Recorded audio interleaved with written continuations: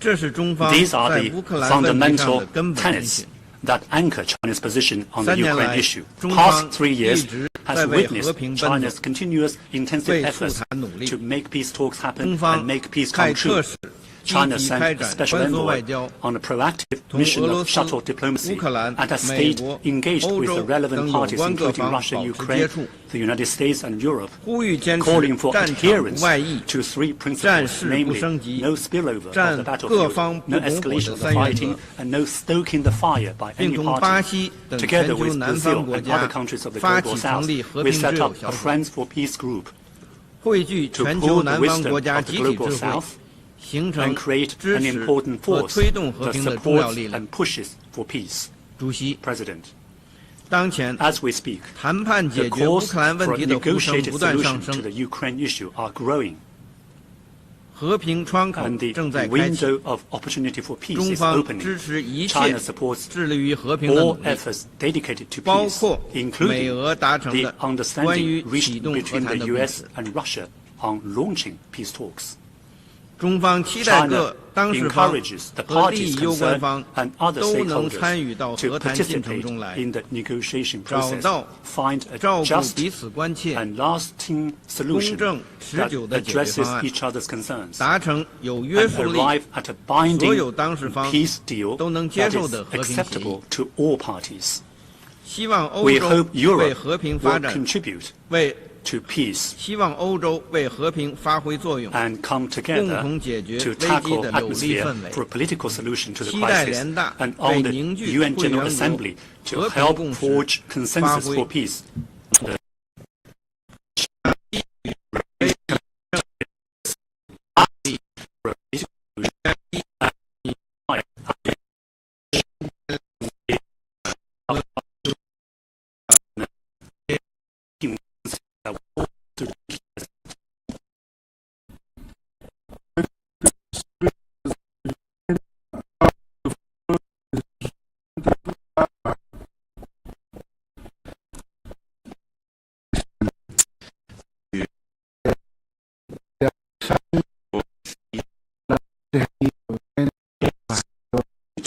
traído terribles consecuencias humanitarias, económicas y de infraestructura, críticas para todos nosotros en un mundo tan interconectado, pero principalmente desastrosa para aquellos países hermanos más directamente implicados por cercanía geográfica, por vinculación sociocultural y por las redes de comercio e inversión.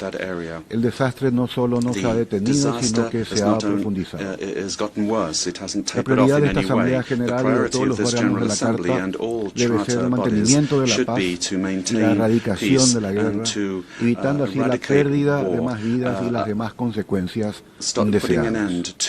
La responsabilidad de esta Asamblea General, además de la denuncia y la condena, es la búsqueda de la eficacia que permita lograr un marco en el que los principales actores en el conflicto puedan llegar a un entendimiento de fondo en sus diferencias.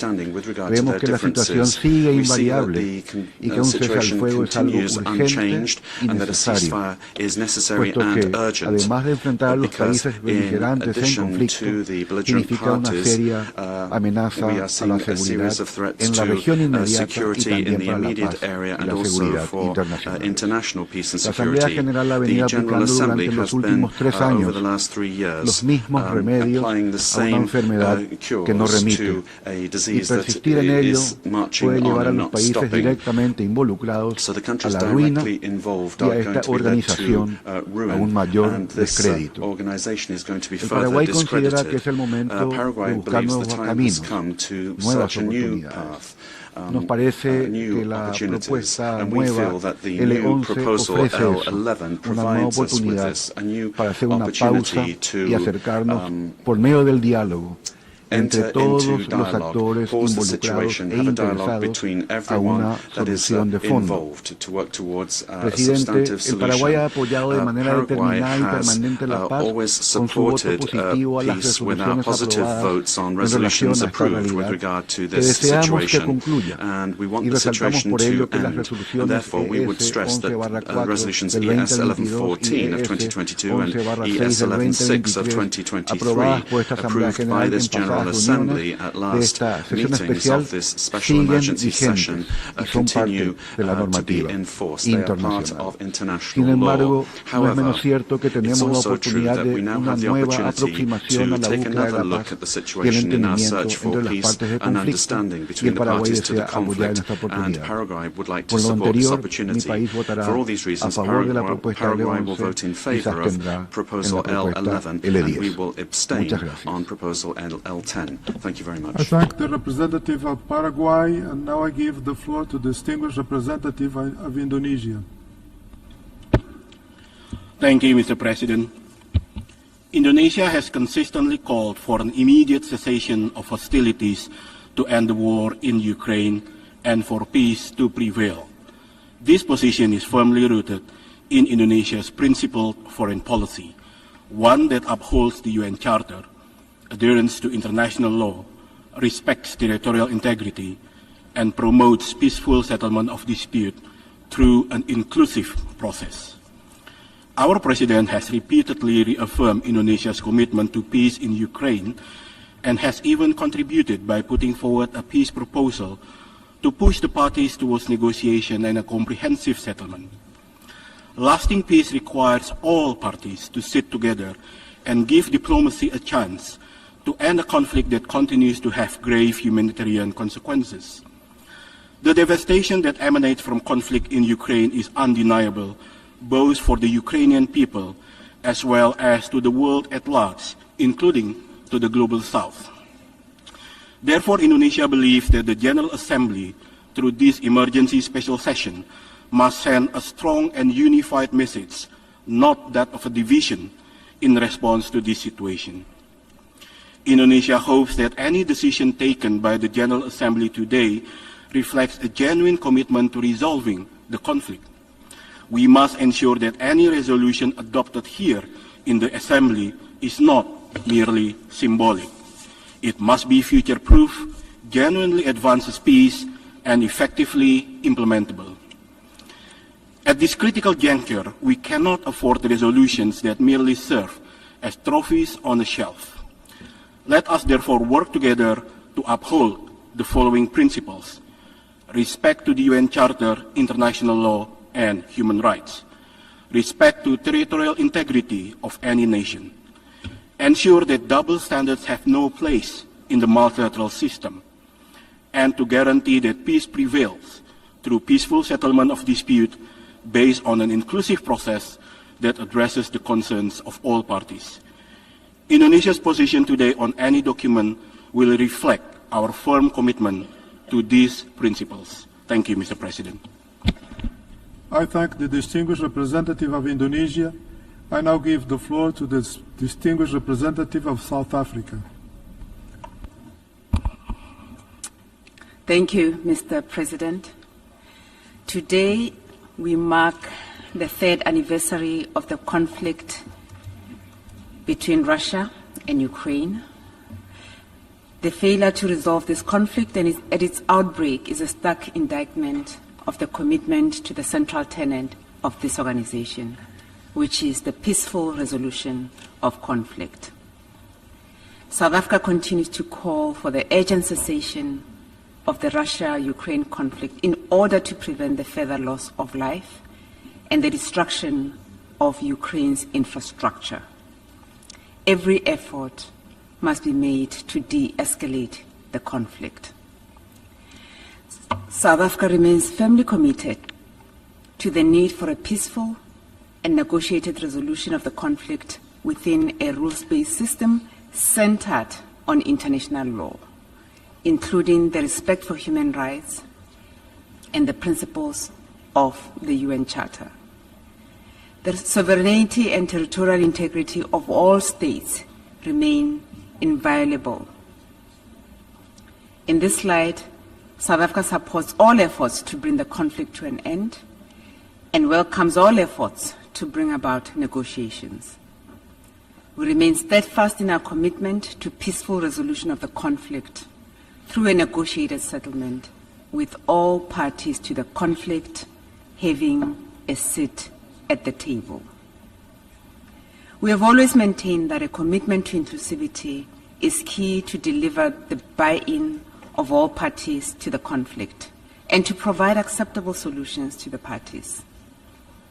The importance of compromise cannot be overemphasized in this instance, and we thus encourage the parties to approach the negotiation talks as such. South Africa stated this at the conference held in Switzerland last year, and we state it again today. Mr. President, while South Africa acknowledges that the resolution before this Assembly recognizes the centrality of the principles of the UN Charter and that it speaks to a cessation of hostilities, South Africa maintains that the current resolution does not go far enough in terms of inclusivity and creating a positive momentum towards a peaceful negotiation. South Africa reiterates the importance to make real and meaningful progress towards the peace rather than contribute towards further divisiveness. We have had resolutions similar to this over the last 3 years, yet the war continues.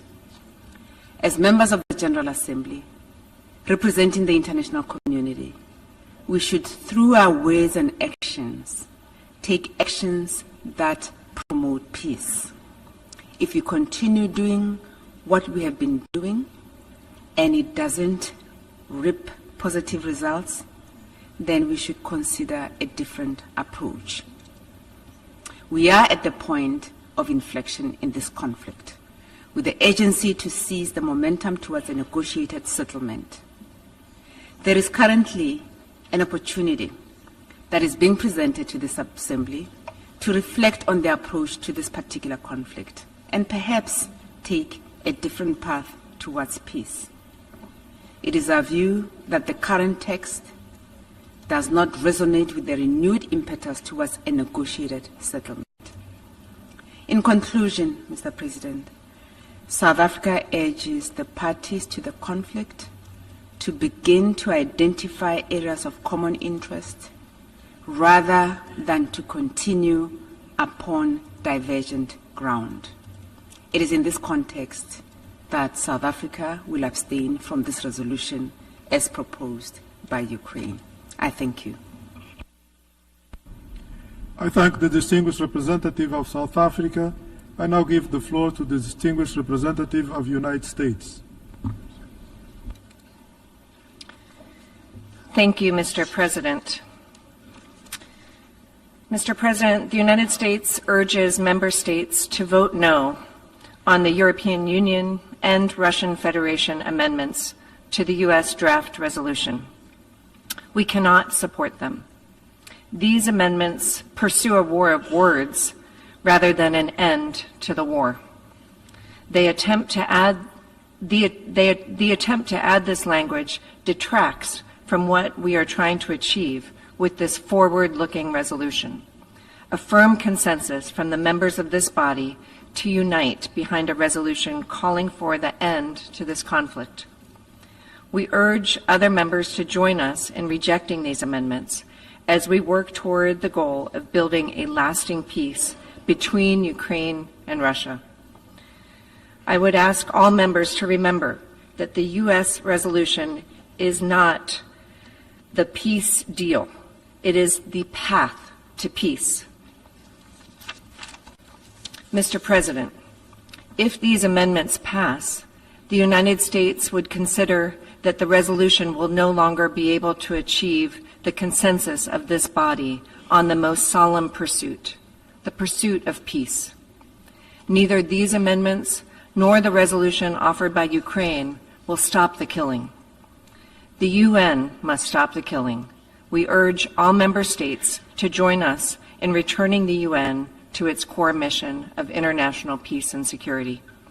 Thank you, Mr. President. I thank the distinguished representative of the United States. Now I give the floor to the distinguished representative of Spain. Gracias, señor presidente. Thank you, Mr. President. Transcurridos 3 años desde el inicio de la no provocada, injustificada e injustificable agresión rusa contra Ucrania, deseo comenzar reiterando la firme condena de España a esta acción inmoral y contraria a los principios más elementales del derecho internacional y de la Carta de Naciones Unidas, tal y como han constatado las sucesivas resoluciones de esta Asamblea General.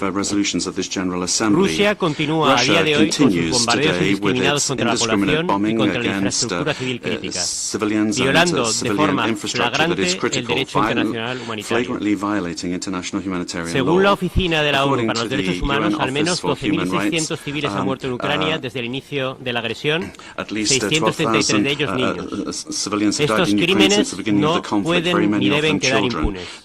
Reiteramos la necesidad de asegurar una adecuada rendición de cuentas. Ante este escenario,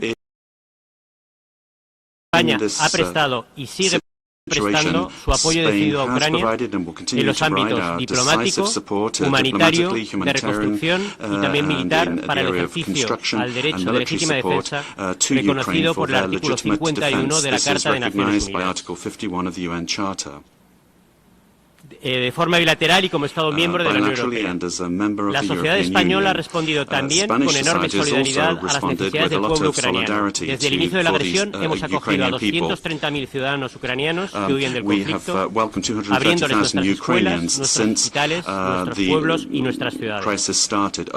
De cara a las próximas semanas y meses, sostenemos que nada que afecte al futuro de Ucrania debe decidirse sin Ucrania. Si la comunidad internacional desea alcanzar una paz justa, completa y duradera, tiene que contar con Ucrania. Ucrania y los ucranianos tienen que liderar su propio proceso de paz como han venido liderando heroicamente la defensa de su país.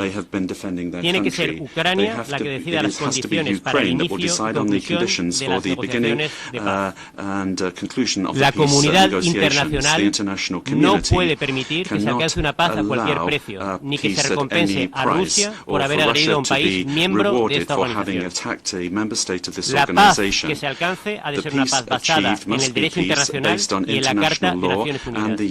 De lo contrario, el orden internacional y la estabilidad de las fronteras, no solo en Europa, sino en todo el mundo, estarán en peligro.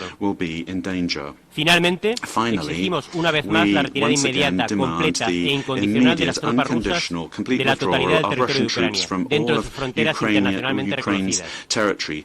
La agresión rusa contra Ucrania, que es también una agresión contra todos los Estados Unidos y contra los principios de la Carta, no debe prolongarse ni un día más. Y por todo ello, señor presidente, hemos copatrocinado y vamos a votar a favor del proyecto de resolución L10. I thank the distinguished representative of Spain. I now give the floor to the distinguished representative of Pakistan.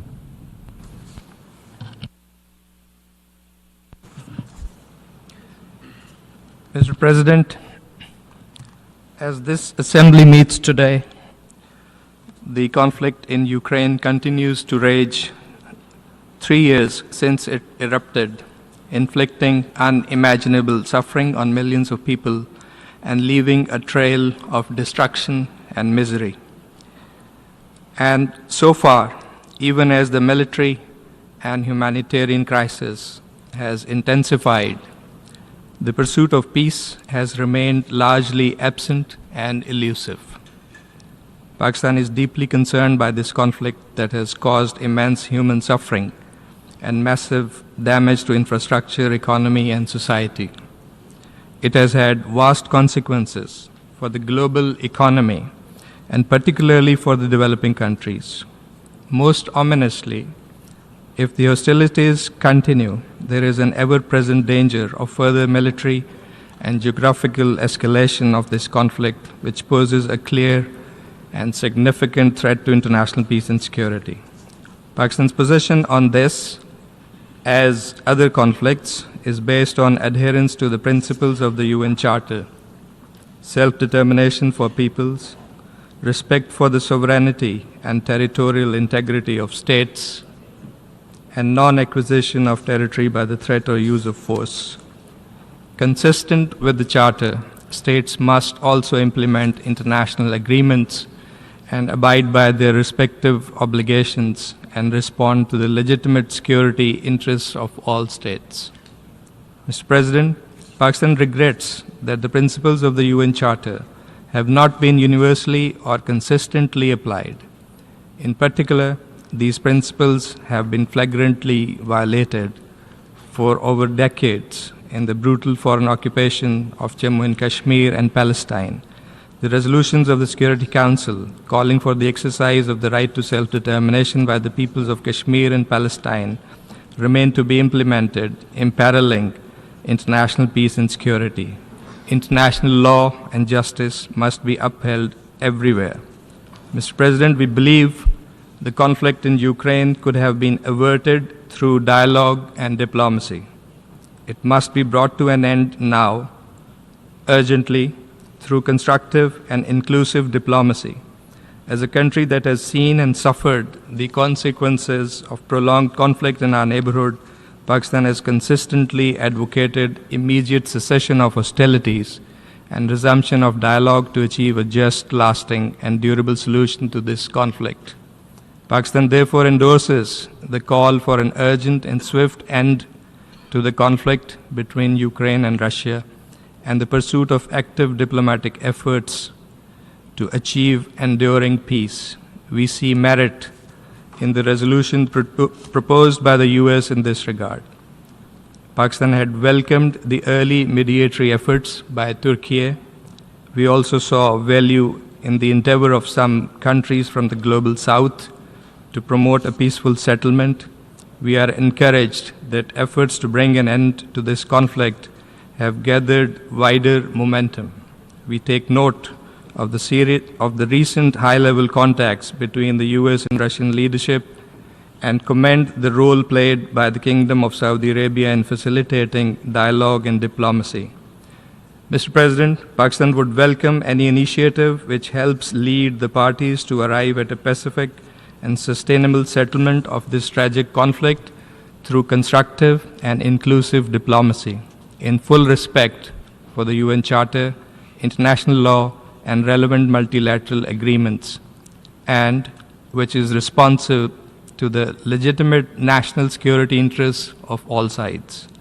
To this end, Pakistan stands ready to play a constructive role in this assembly, in the Security Council, and in other forums to promote effective and inclusive diplomatic endeavors aimed at bringing a swift end to this conflict in accordance with international law and the UN Charter. As we vote on different proposals today, we hope everyone will come together, united for peace. We must not miss this opportunity. I thank you. I thank the distinguished representative of Pakistan, and I'll give the floor to the distinguished representative of Azerbaijan. Mr. President, after 3 years, the situation in Iran and Ukraine continues to pose a serious threat to peace and security at the regional and global levels. Of particular concern is an increased humanitarian impact as civilians bear the major burden of hostilities. Azerbaijan stands for the earliest peaceful settlement through diplomatic means, in full compliance with the norms and the principles of international law guiding interstate relations, in particular those relating to the sovereignty and territorial integrity of states and the inviolability of borders, and encourage the dialogue between the parties to that end. Thank you. I thank the distinguished representative of Azerbaijan and now give the floor to the distinguished representative of Canada.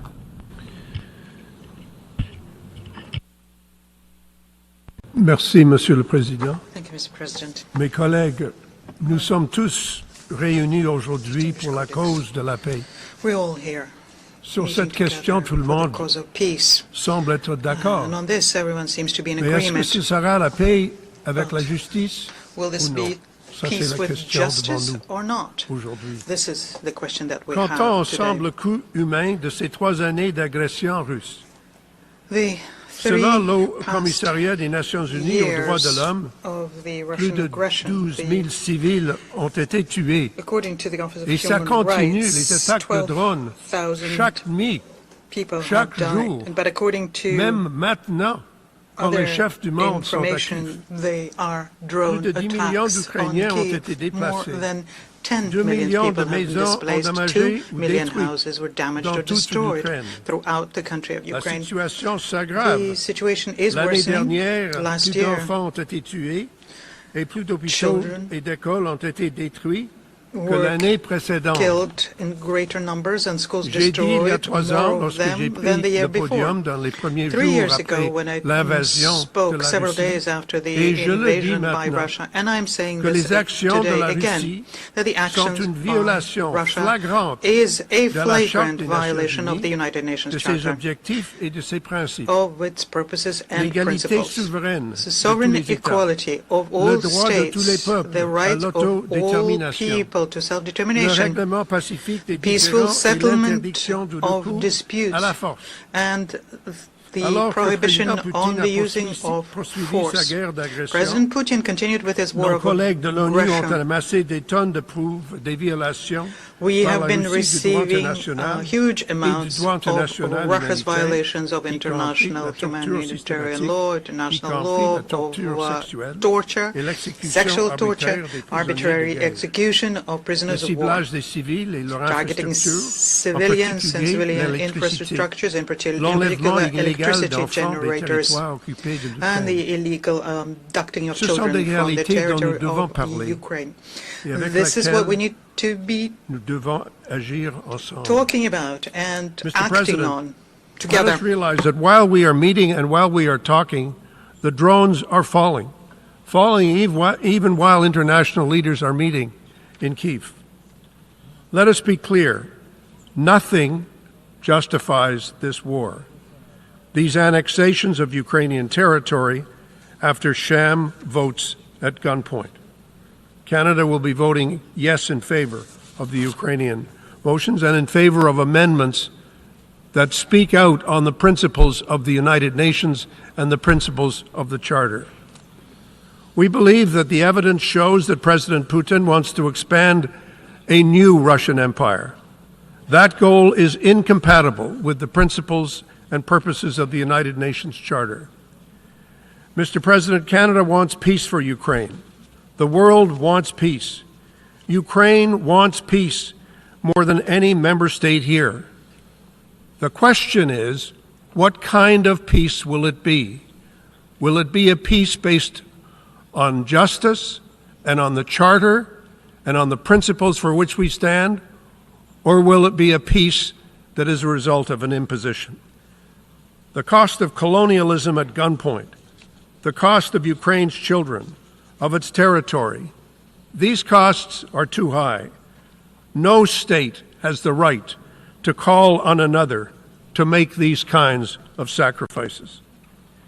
We must not accept the lie that of all equal sovereign states, Russia's course is now somehow fixed, unmovable, and that we must discard the UN Charter to accommodate President Putin's imperial ambitions. Russia could end this war today. They could stop the drones today. They could make sure they don't drop on children tonight. They can send their troops home today. We welcome the support of member states for Ukraine's resolution. We once more urge all member states to condemn the actions of Russia. Together we must stand for the values of the UN Charter that Russia has tried and tries each and every day to destroy. Ukrainians have been fighting and dying not just to protect their sovereignty and their territory. They're fighting for all of us. They're fighting to protect the principles that are enshrined in the UN Charter that have, after all, prevented worldwide war for close to 80 years now.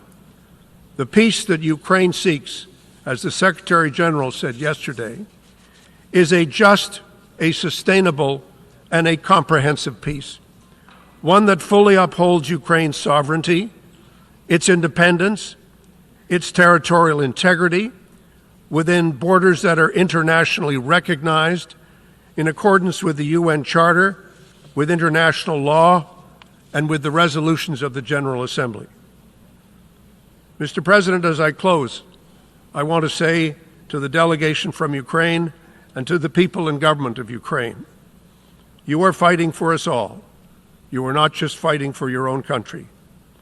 What you have borne for 3 years is literally unbearable. We are inspired by your bravery, and we must match your bravery with our own courage today. We are standing with you. Canada will always stand up for Ukraine. Thank you very much, Mr. President.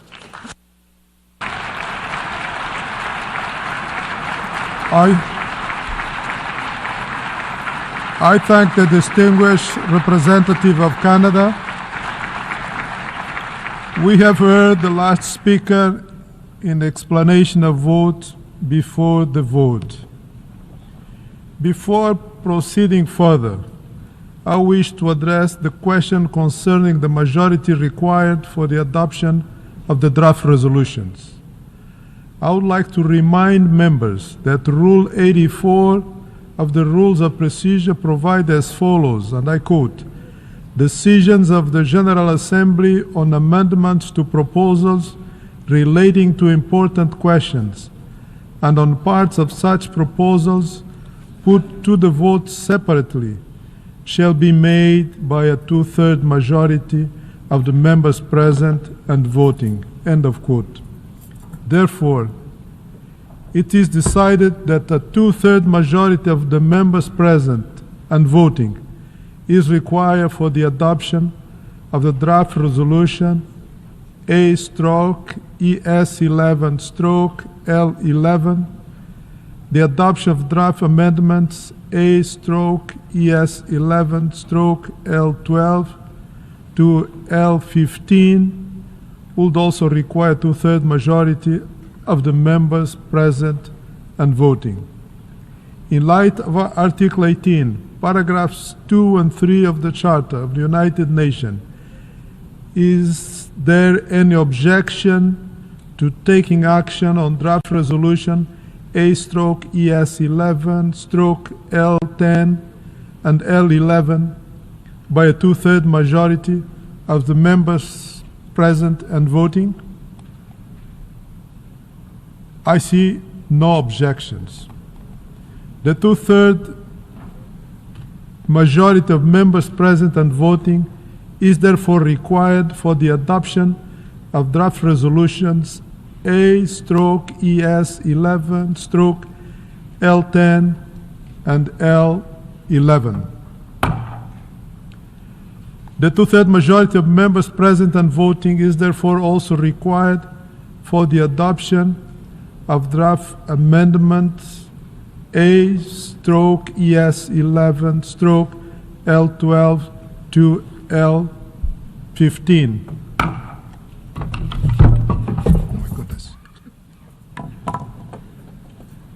The Assembly will turn to draft resolution A/ES11/L10 and L11 one by one.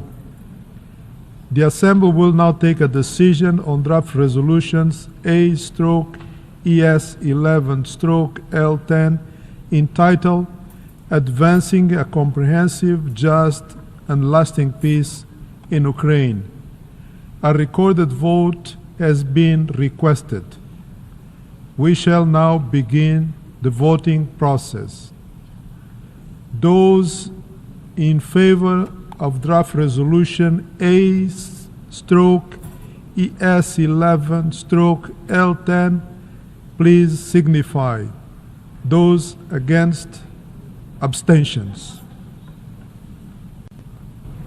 The Assembly is now voting on draft resolution A/ES11/L10 entitled Advancing a Comprehensive, Just and Lasting Peace in Ukraine. Will all delegations confirm that their votes are accurately reflected on the screen?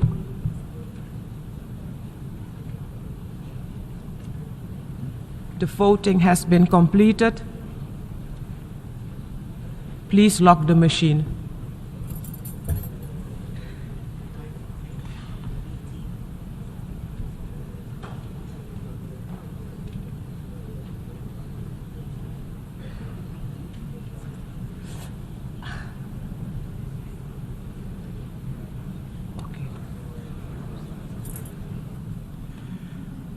The result of the vote is as follows. In favor, 93, against 18, abstentions 65. Draft resolution A/ES11/L10 is adopted.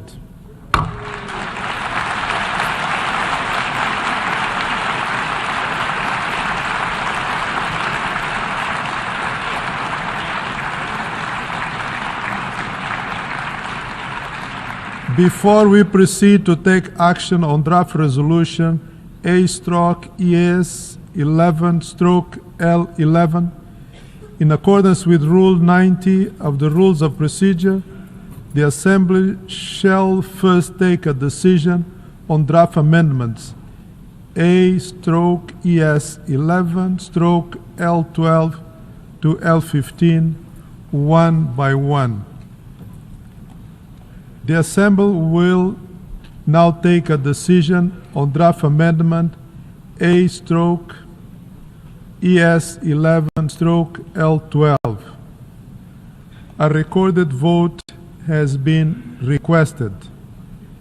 We shall now begin the voting process. Those in favor of draft amendment A/ES11/L12, please signify. Those against, abstentions. The Assembly is now voting on draft amendment A/ES11/L12.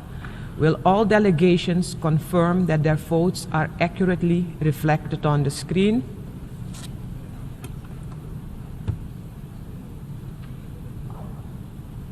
The voting has been completed.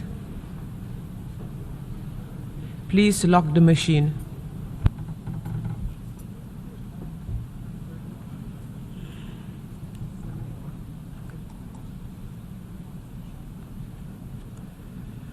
The result of the vote is as follows. In favor, 31, against 71, abstention 59. The draft amendment A/ES11/L12 is not adopted.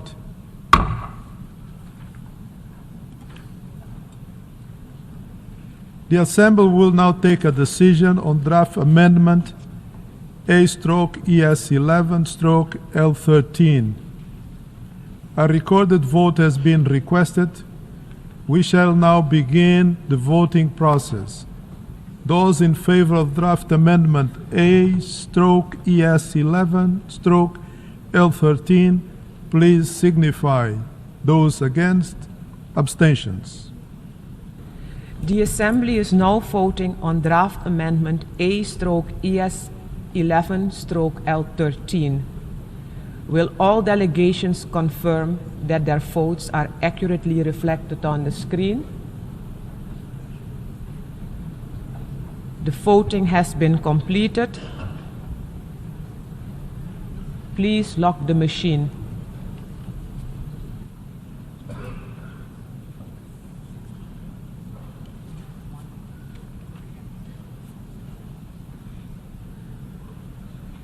The result of the vote is as follows. In favor, 60, against 18, abstentions 81. The draft amendment A/ES11/L13 is adopted.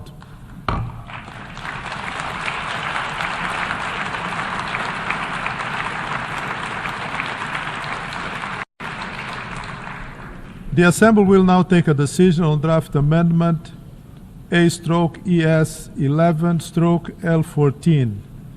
A recorded vote has been requested. We shall now begin the voting process. Those in favor of draft amendment A/ES11/L14, please signify. Those against, abstentions.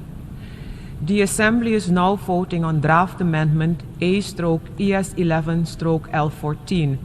Will all delegations confirm that their votes are accurately reflected on the screen? The voting has been completed. Please lock the machine.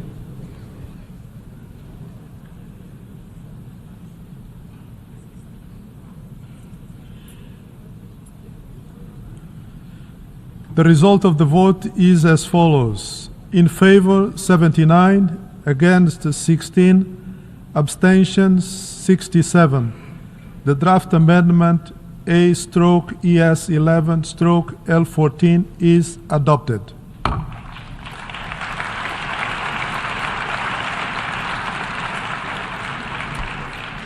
The Assembly will now take a decision on draft amendment A/ES11/L15.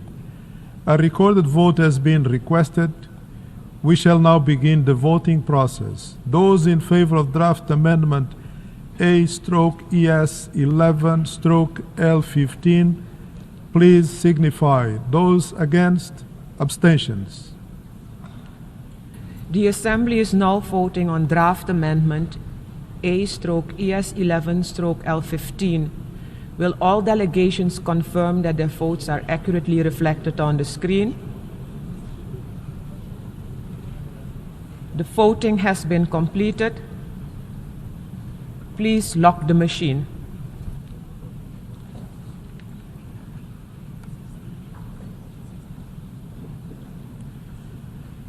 The result of the vote is as follows. In favor, 83, against 16, abstention 61. The draft amendment A/ES11/L15 is adopted.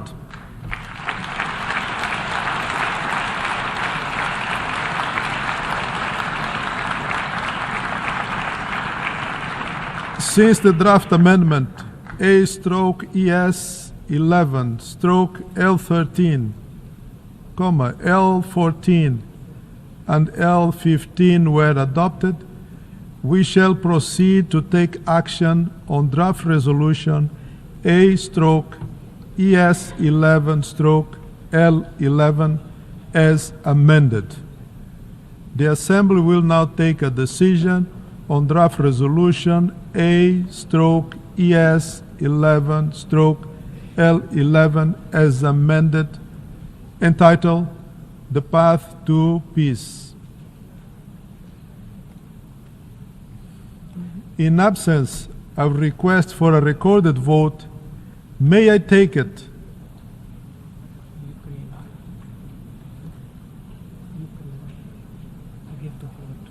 Oh.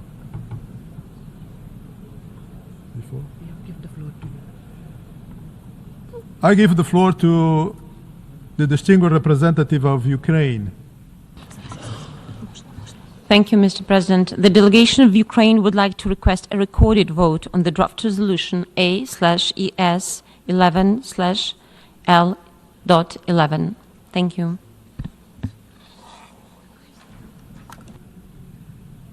A recorded vote has been requested. We shall now begin the voting process. Those in favor of draft resolution A/ES11/L11 as amended, please signify. Those against, abstentions. The Assembly is now voting on draft resolution A/ES11/L11 as amended, entitled The Path to Peace. Will all delegations confirm that their votes are accurately reflected on the screen? The voting has been completed.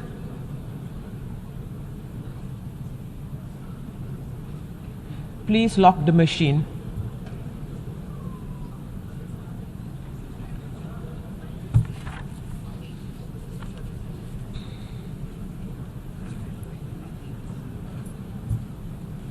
The result of the vote is as follows. In favor, 93, against 8, abstention 73. Draft resolution A/ES11/L11 as amended is adopted.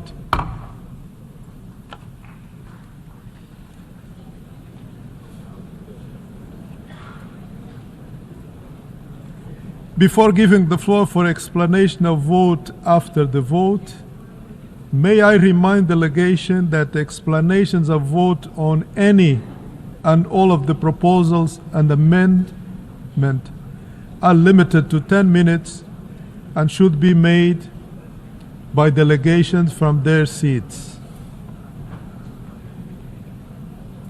I give the floor to His Excellency Dag Artelius, Deputy Minister for Foreign Affairs of Sweden, on behalf of Nordic countries.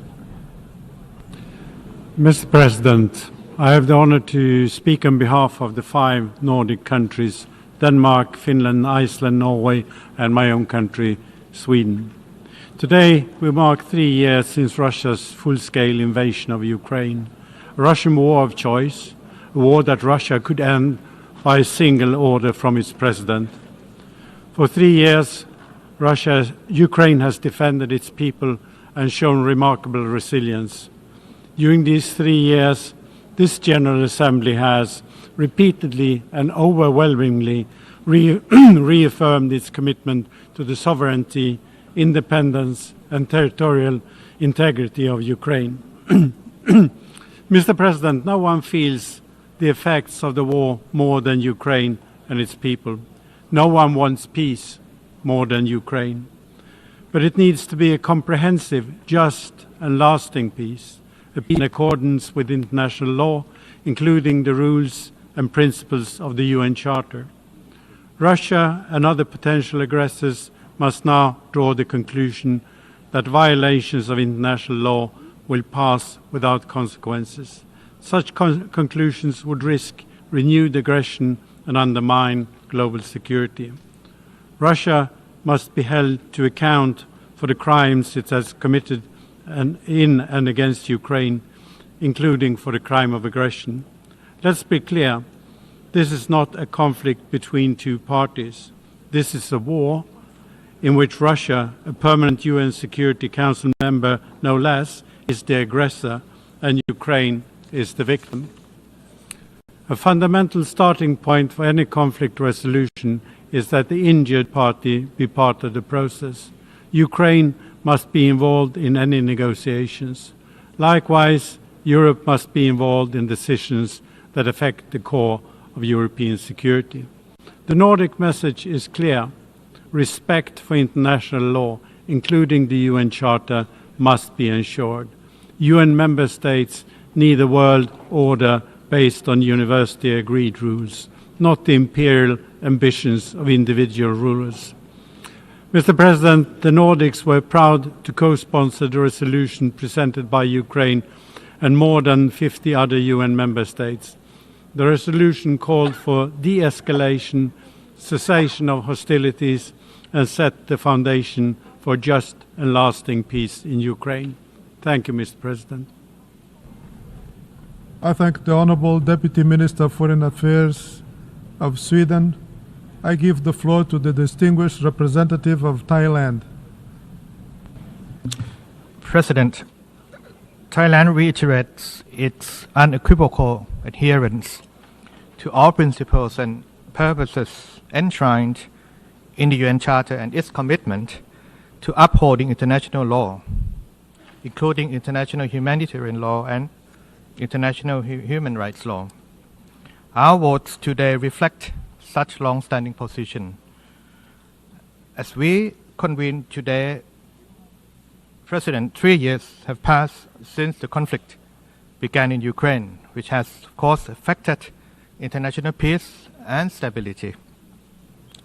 Thailand remains steadfast in its support for meaningful dialogue aimed at ending fighting and achieving a sustainable and lasting solution to the conflict. We urge all parties to engage in constructive dialogue and diplomacy to resolve the crisis peacefully. Thailand welcomes recent diplomatic efforts toward this end and looks forward to the outcomes which should take into account concerns of all sides. We reiterate our deep concern for the humanitarian situation and we reaffirm our collective responsibility to alleviate the plight of civilians affected by the ongoing situation.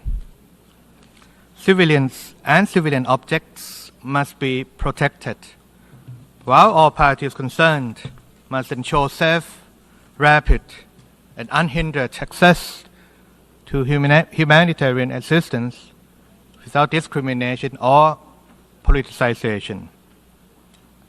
On our part, Thailand will continue to support humanitarian efforts for those in need. Thailand, through the Thai Red Cross Society and other entities, has long provided humanitarian assistance to civilians affected by this conflict, including the recent procurement of power generators. President, as a true believer in multilateralism and the rule of law, Thailand is in full support of diplomatic efforts, dialogue, and peace. We join the international community in calling for a de-escalation of conflict, an immediate cessation of hostilities, and a lasting peace in Ukraine at this critical juncture. I thank you. I thank the distinguished representative of Thailand, and now I give the floor to the distinguished representative of Kuwait on behalf of the Gulf Cooperation Council. شكرا السيد الرئيس. بسم الله الرحمن الرحيم. Thank you, Mr. President. يسرني أن أدلي بهذا البيان باسم أعضاء مجلس التعاون لدول الخليج العربية وهي دولة قطر والمملكة العربية السعودية والإمارات العربية المتحدة وسلطنة عمان ومملكة البحرين وبلاد دولة الكويت.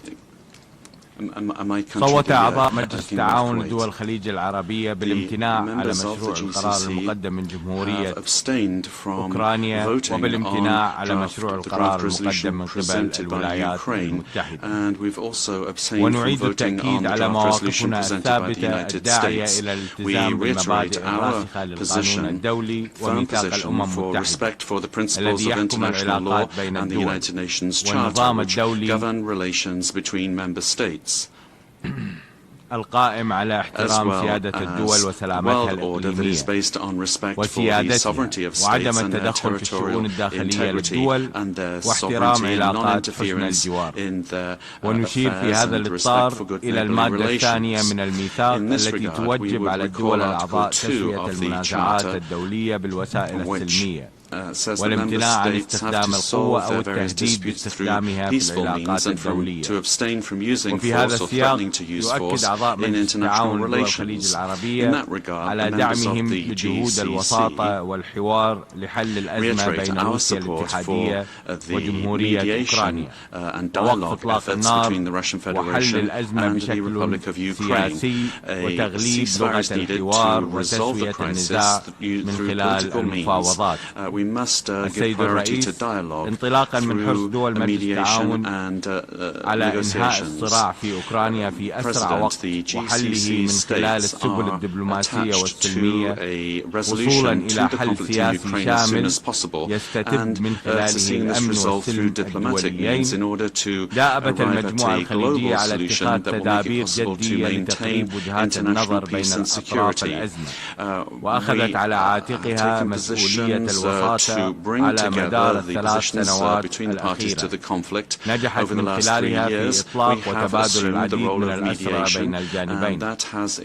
كما تود المجموعة الخليجية تسليط الضوء على جهودها التي من شأنها أن تغير مسلك الصراع والتوصل إلى حل سلمي شامل وعادل ومستدام في جمهورية أوكرانيا، كما يدعو إليه just and lasting global solution in the Republic of Ukraine in accordance with the two resolutions that were adopted today.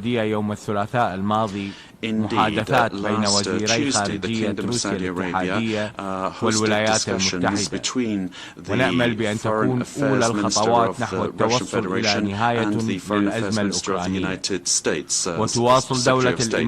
We hope this will be a first step towards solving the conflict. The UAE is also pursuing mediation efforts for an exchange of prisoners between the two countries that has made it possible to release 2,883 prisoners since the beginning of the conflict. And lastly, at the beginning of this month, 300 prisoners were released. In the same way, we would refer to Qatar's mediation efforts that made it possible for 75 children from Ukraine and the Russian Federation to rejoin their families. And lastly, that was on the 14th of February 2025, the members of the GCC will continue their efforts, President, aimed at arriving at serious solutions that will make it possible to put an end to the bloodshed and the military conflict, and put an end once and for all to the conflict. The successive crises have proven that there is no military solution to any crisis. The solution is in dialogue and negotiations in order to bring about a political solution. In conclusion, the Arab members of the Gulf Cooperation Council would like to mention the tireless efforts of the United Nations and humanitarian organizations to meet the urgent humanitarian needs of civilians. We'd also like to thank the Secretary General for his ongoing efforts aimed at responding to this crisis. We call upon the parties involved to commit to serious negotiations in order to arrive at an agreement that will put an end to the current crisis and will make it possible to bring about regional and international stability. I thank you, Mr. President. I thank the distinguished representative of Kuwait. Now I give the floor to Her Excellency Lord Machon, State Secretary for Foreign Policy of Denmark. Thank you, Mr. President. Exactly 3 years ago today, Russia launched its illegal full-scale invasion of Ukraine. It did so in clear violation of the UN Charter, in continuation of what it started in 2014. Russia's aggression has resulted in a long and brutal war with terrible consequences. It's a war that has caused and continues to cause tremendous humanitarian suffering, hundreds of thousands killed, millions more displaced, and almost 13 million people in humanitarian need. Today we have gathered here in the General Assembly to show our solidarity with the plight of Ukraine. Our aim is to advance on a comprehensive, just and lasting peace in Ukraine, grounded in the principles of the Charter. To ensure that our calls for peace leave absolutely no doubt about the UN membership's commitment to the UN principles, the UN Charter, and the territorial integrity and sovereignty of nations. Let there be no doubt, no one wants peace more than Ukraine. We therefore welcome all efforts to bring this senseless war to an end. It needs to be a just, a lasting, and a comprehensive peace. The General Assembly resolution by the United States goes in that direction. With the adopted improvements to the text, it aligns with our shared vision for genuine peace and diplomacy. It refers to the core values we collectively must uphold: the sovereignty, the territorial integrity of states, which are and continues to be the basic principles of the Charter. The resolution correctly states there is only one aggressor, Russia, and one victim, Ukraine, in this savage war. It also underlines that for any peace to be just, lasting, and comprehensive, and in full compliance with the UN Charter, we must ensure that Ukraine's security, territorial integrity, and sovereignty are upheld. This resolution complements the resolution on advancing a comprehensive, just, and lasting peace in Ukraine, which we co-sponsored and supported. This is why Denmark has decided to vote yes to the US draft resolution with the adopted improvements. I thank you. I thank Her Excellency, the State Secretary for Foreign Policy of Denmark. Now I give the floor to the distinguished representative of Singapore. Mr. President, as a staunch supporter of international law and the principles enshrined in the UN Charter, Singapore firmly believes that the sovereignty, political independence, and territorial integrity of all countries, big or small, must be respected. The invasion of one country by another under any pretext cannot be justified. It is for this reason that Singapore has always taken a clear, consistent, and principled position on Russia's invasion of Ukraine, which is a clear violation of international law and the UN Charter.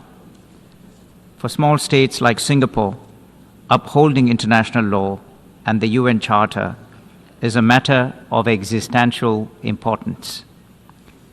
Singapore is also deeply committed to the cause of securing peace and the peaceful settlement of disputes in accordance with the principles of international law as enshrined in the UN Charter.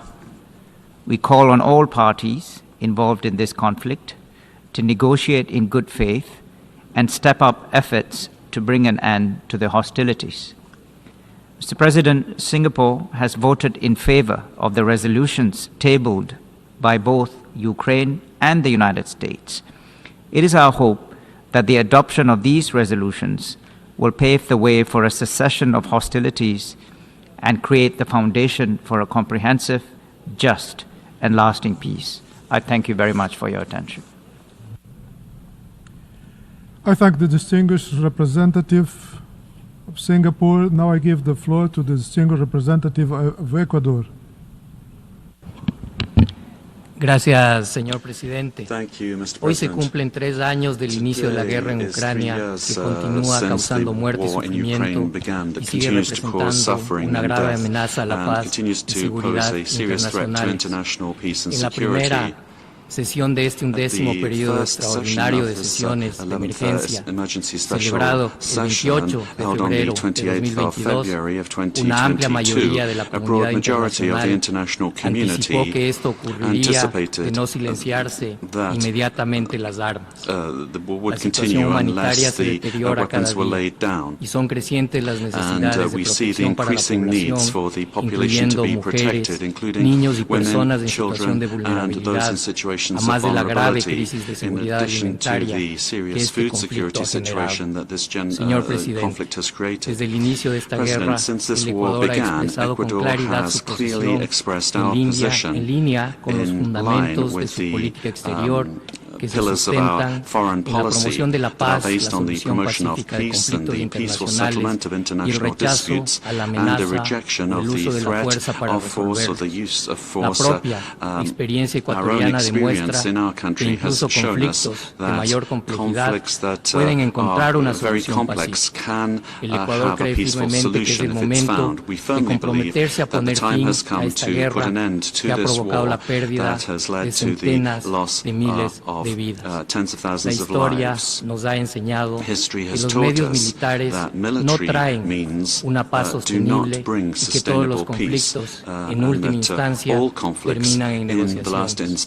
Por ello, en la Cumbre de la Paz para Ucrania, realizada en Suiza en 2024, el presidente del Ecuador, Daniel Noboa, ofreció sus buenos oficios para avanzar hacia un proceso de arreglo pacífico de este conflicto armado. Es en este contexto que es urgente que las partes demuestren voluntad política, como lo ha expresado el secretario de Estado de los Estados Unidos, tracen un camino que conduzca hacia una paz sostenible. La comunidad internacional y esta organización deben prestar su apoyo a estos esfuerzos, creando condiciones necesarias a tal fin y generando un impulso real hacia la paz. Es por este motivo que si bien el Ecuador no ha podido votar por una situación ajena a su voluntad, se habría pronunciado a favor del texto original of the original text, the draft resolution that was put forward by the United States, as well as in favour of the draft resolution presented by Ukraine with the support of the European Union. Thank you very much. I thank the distinguished representative of Ecuador. Now I give the floor to the distinguished representative of Colombia.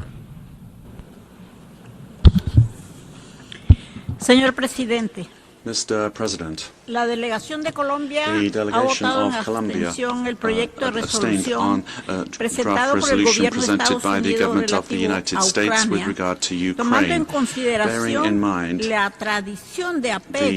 tradition of adherence to international law and a negotiated solution to disputes. That has been Colombia's historic position.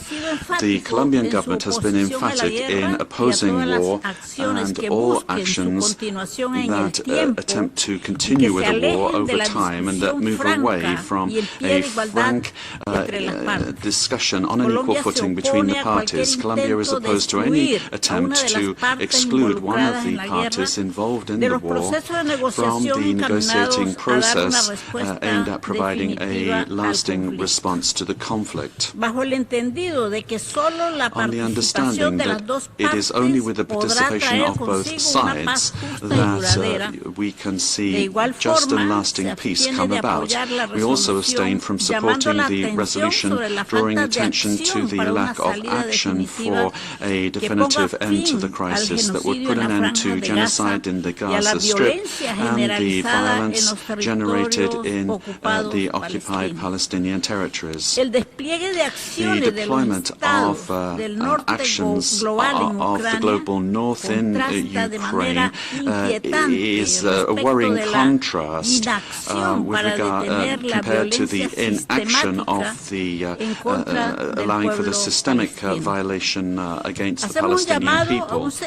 We would call for an immediate ceasefire between Russia and Ukraine that would lead to negotiations for a just and lasting peace. Colombia voted in favor of human rights, and that's why once again we express our firm willingness to support efforts to resolve conflicts and build peace, always with the participation of all parties involved. Thank you very much. I thank the distinguished representative of Colombia. I give the floor to the distinguished representative of Qatar. Thank you,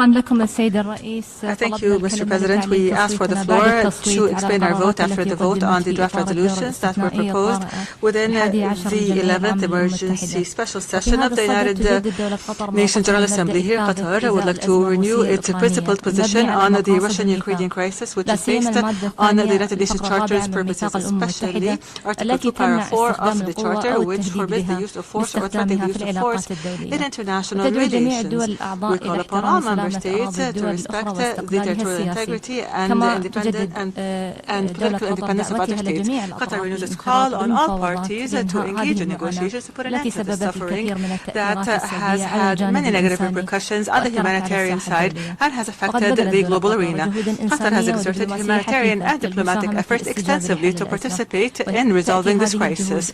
These efforts are an extension of the state of Qatar's approach to mediation and the peaceful resolution of conflict. And here the state of Qatar welcomes the fact that the Kingdom of Saudi Arabia is hosting talks between Russia and the Russian Federation and the United States, and we reiterate our support for these efforts to put an end to this crisis. Qatar renews its belief that dialogue is the best solution to disputes, and we reiterate our full readiness to participate in any international regional effort that aims at finding an immediate and peaceful resolution to this crisis.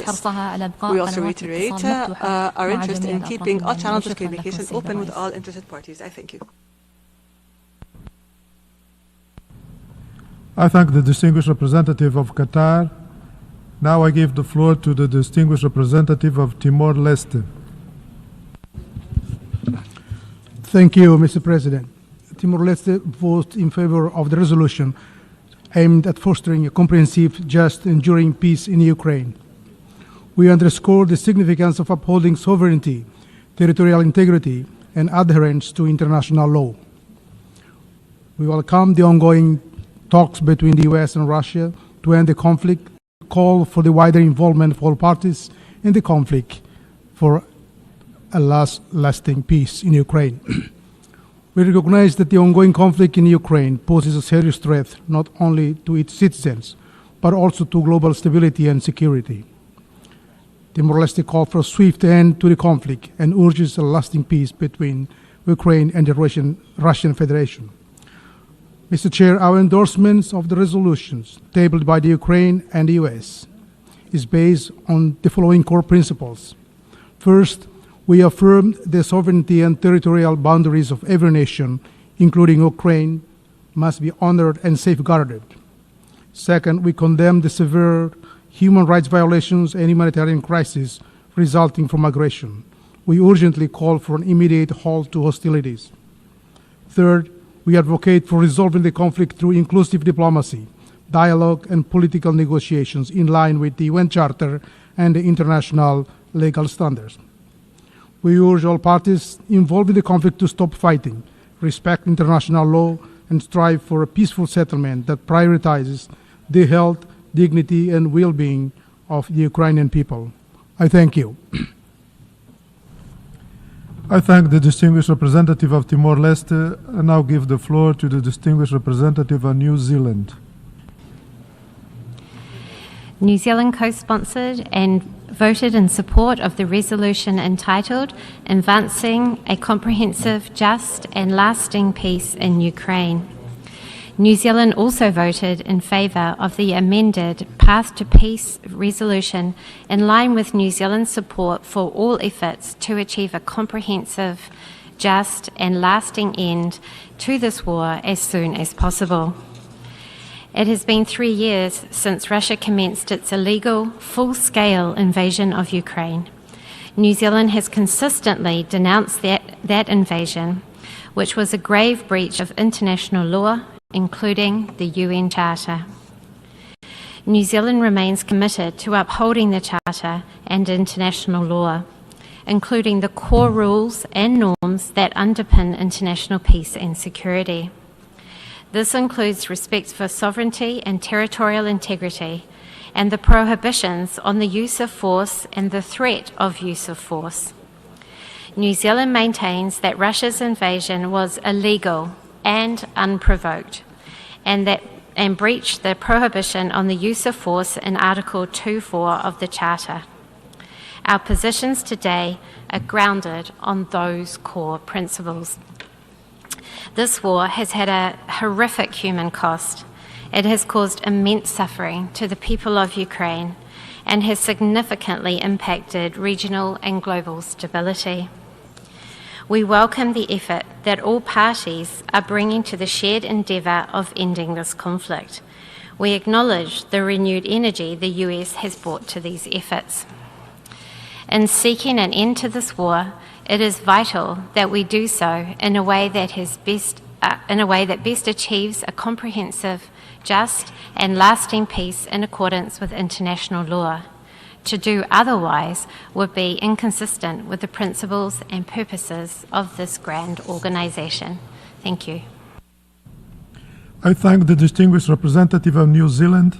Now I give the floor to the distinguished representative of the Republic of Korea. Thank you, Mr. President. Today, we are gathered here once again for an emergency special session of the General Assembly, solemnly commemorating the 3rd anniversary of a war of aggression waged by a permanent member of the Security Council against a sovereign state. This blatant violation of the principles of the UN Charter continues to bring immense suffering to innocent people. There are two goals that everyone can agree on. One, this senseless and unlawful war must come to an end as soon as possible. And two, we must strive to uphold the fundamental principles of the UN Charter and international law. Now is the time to gather our wisdom and determination to achieve both objectives simultaneously as much as possible. In this light, the Republic of Korea voted in favor of both resolutions proposed by Ukraine and the United States, as well as the amendments to the U.S. text proposed by the European countries. Mr. President, for the past 3 years, the war in Ukraine has inflicted unspeakable suffering and devastation. The tears of innocent civilians have long overflowed and are now nearly exhausted. Moreover, this war is now perilously globalized, with security threats in Europe and Asia becoming ever more interconnected. No one imagined that North Korea would take part in this unjust war when it began. As explicitly stated in Ukraine's resolution today for the first time, the involvement of North Korean forces in Ukraine, in addition to the procurement and the use of DPRK weaponry, is deeply troubling. The illegal military cooperation between Russia and DPRK in blatant violation of multiple Security Council resolutions must stop immediately. Mr. President, as this senseless war has continued for 3 years, we support diplomatic efforts and negotiations, though long overdue, to end this war. At this vital juncture, the international community must summon the collective wisdom and the resolve to ensure a peace settlement that brings about a just outcome and sustainable peace, and to guarantee that such tragedies never occur again.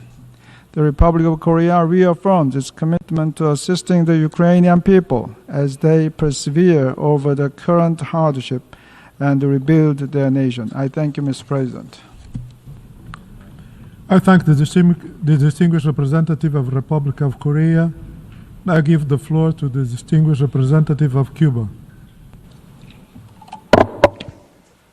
Gracias, señor presidente. Thank you, Señor President. presidente, advertimos reiteradamente ante esta Asamblea General We have repeatedly pointed sobre out las to this General consecuencias de una Assembly doctrina the militar consequences of crecientemente ofensiva a de increasingly Estados Unidos y la offensive OTAN military que doctrine of the ignoró las United States implicaciones and de la NATO, progresiva expansión de la which OTAN is leading to the fuera de sus progressive fronteras. expansion of NATO Hoy, beyond its el borders. conflicto en Ucrania Today, sigue the conflict in ocasionando pérdidas Ukraine humanas has been leading y to grandes daños human losses materiales. and great material El losses. flujo creciente de The armas, growing la flow of retórica arms agresiva and the y las aggressive sanciones rhetoric and unilaterales the unilateral solo han sanctions contribuido a have only exacerbar la confrontación en led el to an terreno exacerbation y of the las situation tensiones on the regionales ground e and internacionales regional and y a international prolongar tensions el conflicto. and have prolonged the conflict. A pesar de los cambios Despite the introducidos al changes proyecto de made resolución to the draft L10, resolution el texto L10, mantiene the cuestiones text divisivas y still contains confrontacionales divisive, con elementos confrontational politizados. aspects, No politicized contribuye aspects that do not really verdaderamente al diálogo contribute y a la to negociación dialogue para and alcanzar una paz negotiation real to y duradera achieve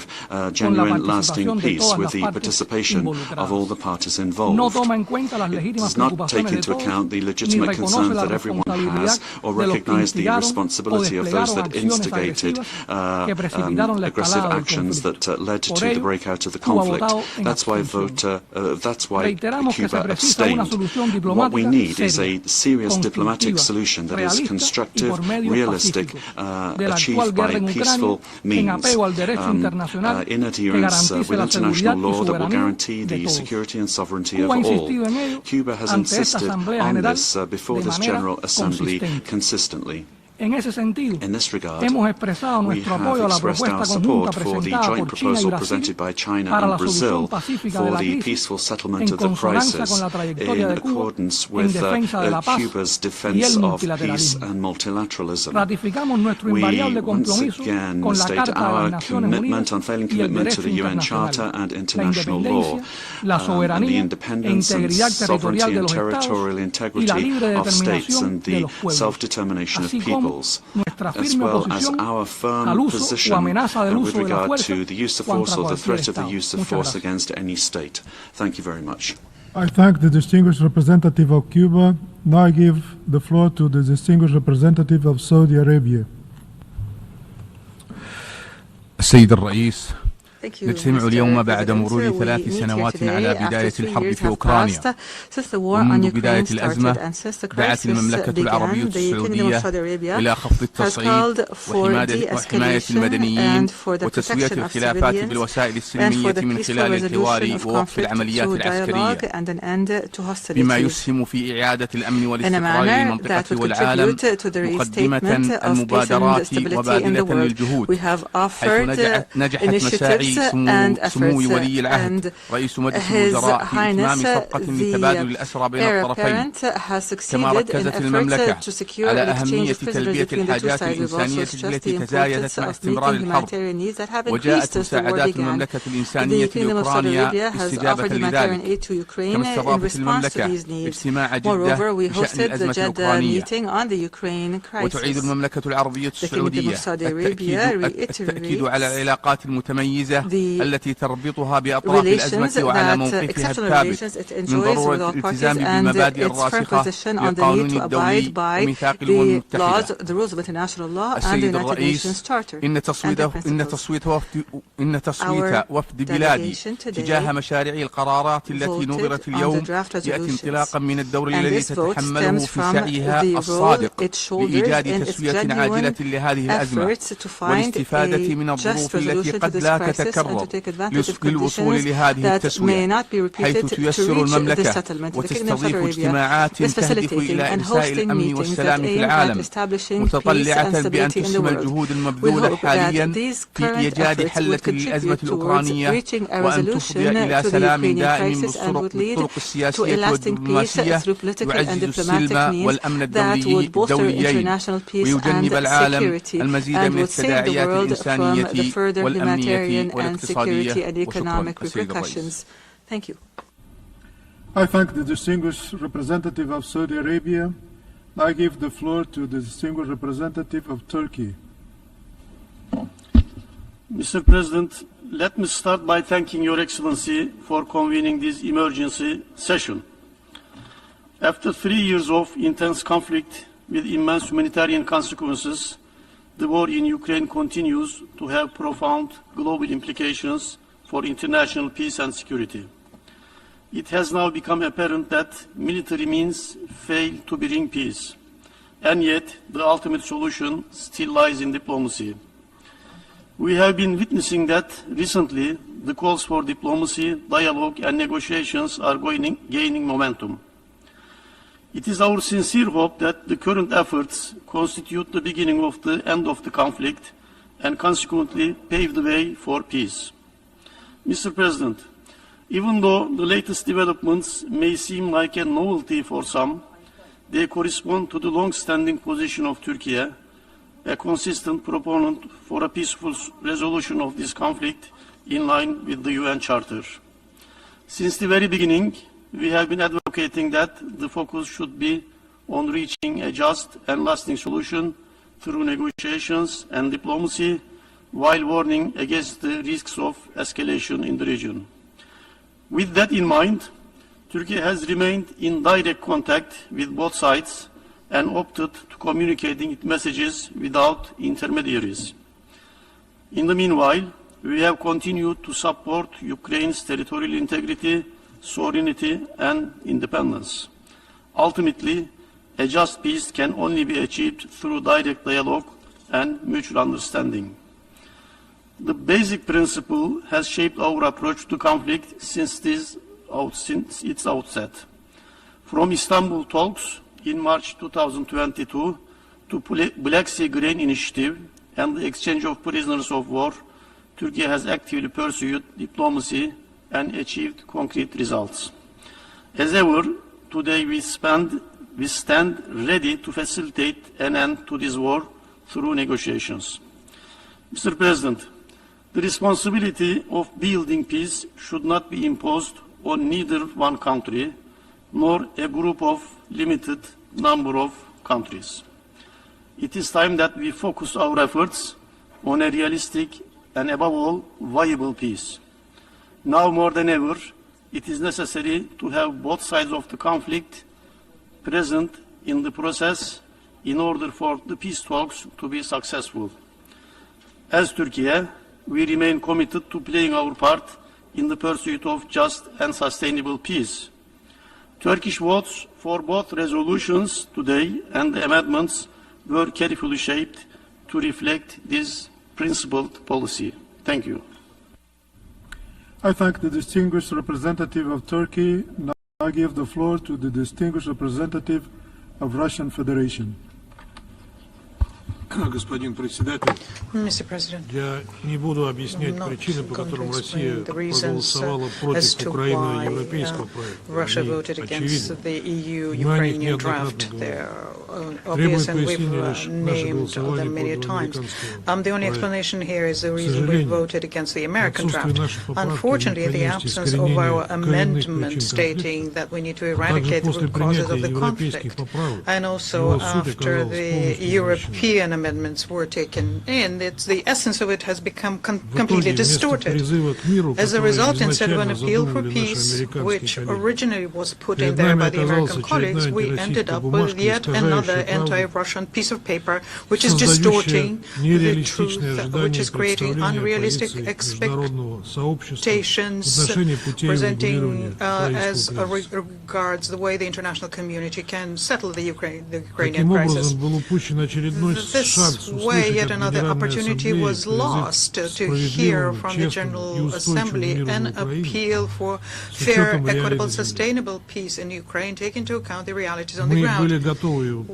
We were ready to support that, but the EU and their supporters deprived us of this opportunity, thus having devalued and bankrupted the American draft. Under these conditions, we had to vote against a product which was unrealistic and not viable.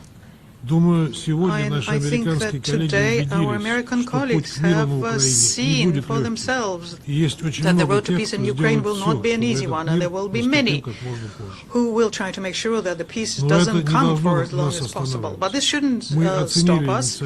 We appreciated the initiative of the United States, and we do hope that this will be followed by other new initiatives, which will finally set aside the party of war in Europe. This is important. And this is important first and foremost to save Ukraine and the Ukrainians, which are being sacrificed by the expired Ukrainian president in order to save himself and enrich himself. I thank you.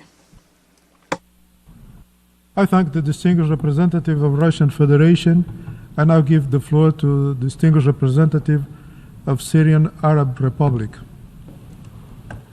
شكرا سيد الرئيس. Thank you, Mr. President. أشكركم على منحي الكلمة I thank you for giving me the floor الجمهورية العربية السورية. Explain the vote of سيد the الرئيس Syrian Arab Republic. لقد أعلنت القيادة السورية الجديدة The new Syrian leadership, Mr. President, has declared its commitment to a balanced foreign policy that is based on the purposes and principles of the United Nations Charter and aims to establish amicable and friendly relations with all members of the United Nations based on the principle of mutual respect as well as common interests and in a manner that would bolster efforts to achieve peace and stability throughout the world.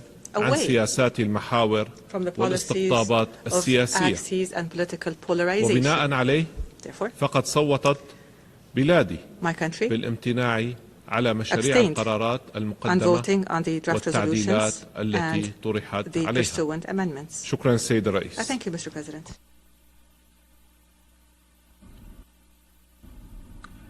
I thank the distinguished representative of Syrian Arab Republic. Now I give the floor to the distinguished representative of Tunisia. شكرا السيد الرئيس. Thank you, Mr. President. لقد صوتت تونس لصالح القرارين Tunisia voted in favor of the two resolutions presented to the General Assembly today, and this is because we firmly believe in the principles of international law. On the Ukrainian resolution, we voted in favor of that resolution because it condemns the violations of the United Nations Charter, including Article 2. It is a resolution that defends the right of countries to have sovereignty and to maintain their territorial integrity. My country voted in favor of the U.S. resolution because it calls for a just and comprehensive peace in Ukraine.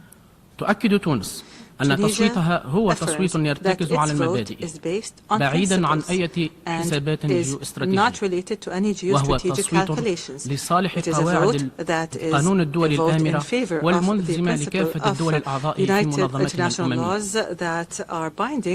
في هذا السياق تأمل تونس أن ترى نفس الالتزام والتضامن من المجموعة الدولية عندما يتعلق الأمر بالقضية الفلسطينية وبحق الشعب الفلسطيني في تقرير مصيره وبحق دولة فلسطين في السيادة والوحدة الترابية. وشكرا I thank the distinguished representative of Tunisia. I now give the floor to the distinguished representative of Brazil. Thank you, Mr. President. Mr. President, everyone agrees that the war that has raged Ukraine in the past 3 years has to end. Destruction is the only concrete result of 3 years of violence. Yet, we have decided to abstain on resolutions L10 and L11 in an attempt to preserve an atmosphere that is more conducive to dialogue and the end of this conflict. We encourage member states to focus on building bridges and negotiating in a transparent manner and in due regard for agreed and standard language. In our understanding, neither of the texts before us were ripe for action today. L10 reiterated concepts that have not, so far, helped us to advance towards peace. L11, on the other hand, was presented with insufficient time for a constructive process of consultations and adjustment. We believe a landing zone between both projects is still both possible and desirable. We see merits in both texts.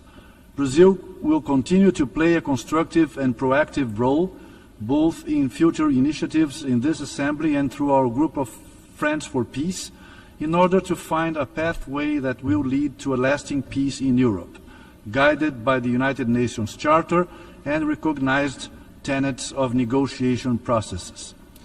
The world wants peace, dialogue, effective multilateralism, and strengthened diplomacy. For long, diplomacy has been criticized for not preventing the war in Ukraine. However, we may now finally realize that when diplomacy falls short, the solution is not less diplomacy, but more.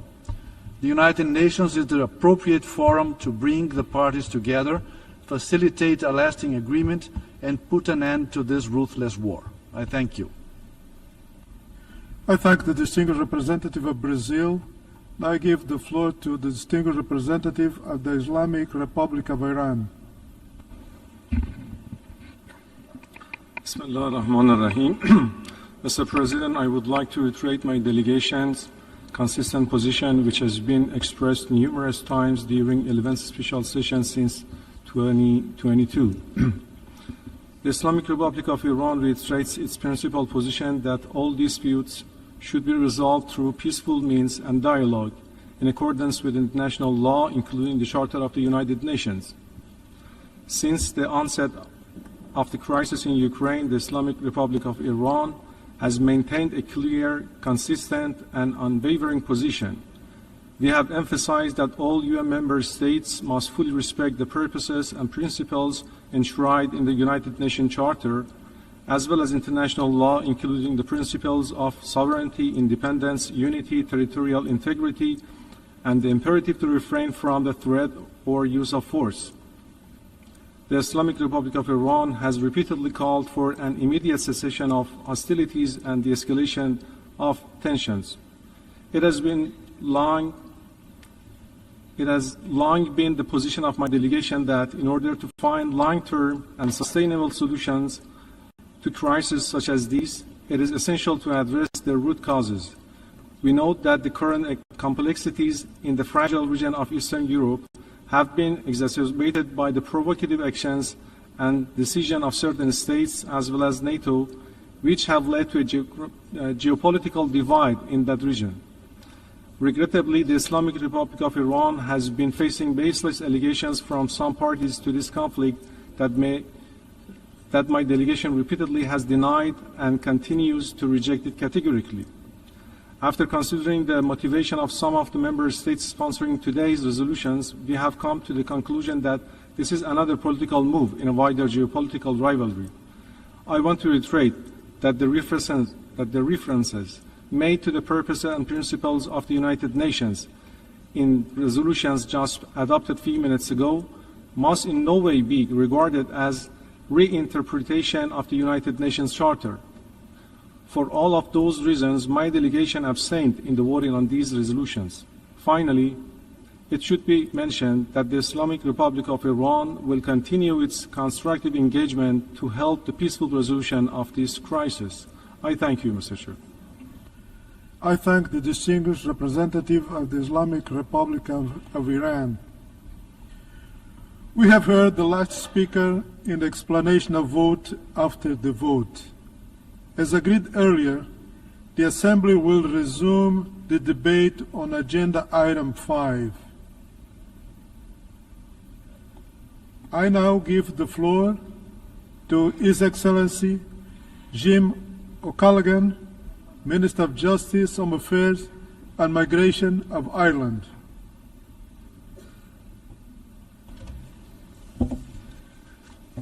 Mr. President, Excellencies, colleagues, today we gather in this hall on a very sombre occasion. We are here to mark 3 years since Russia launched its full-scale invasion of Ukraine. We are here to reaffirm our steadfast commitment to international law and to the fundamental principles of sovereignty and territorial integrity outlined in the UN Charter. Russia's full-scale invasion was an act of unprovoked and unjustified aggression against a peaceful neighbour. The brutality of Russia's actions has caused immense suffering and loss for the people of Ukraine. It has disrupted the global supply of food, grain, energy and other vital commodities. It has undermined the foundations of the international rules-based system on which the United Nations is based. The principle that borders cannot be changed by force protects us all. And yet, a permanent member of the Security Council has cast this vital principle aside.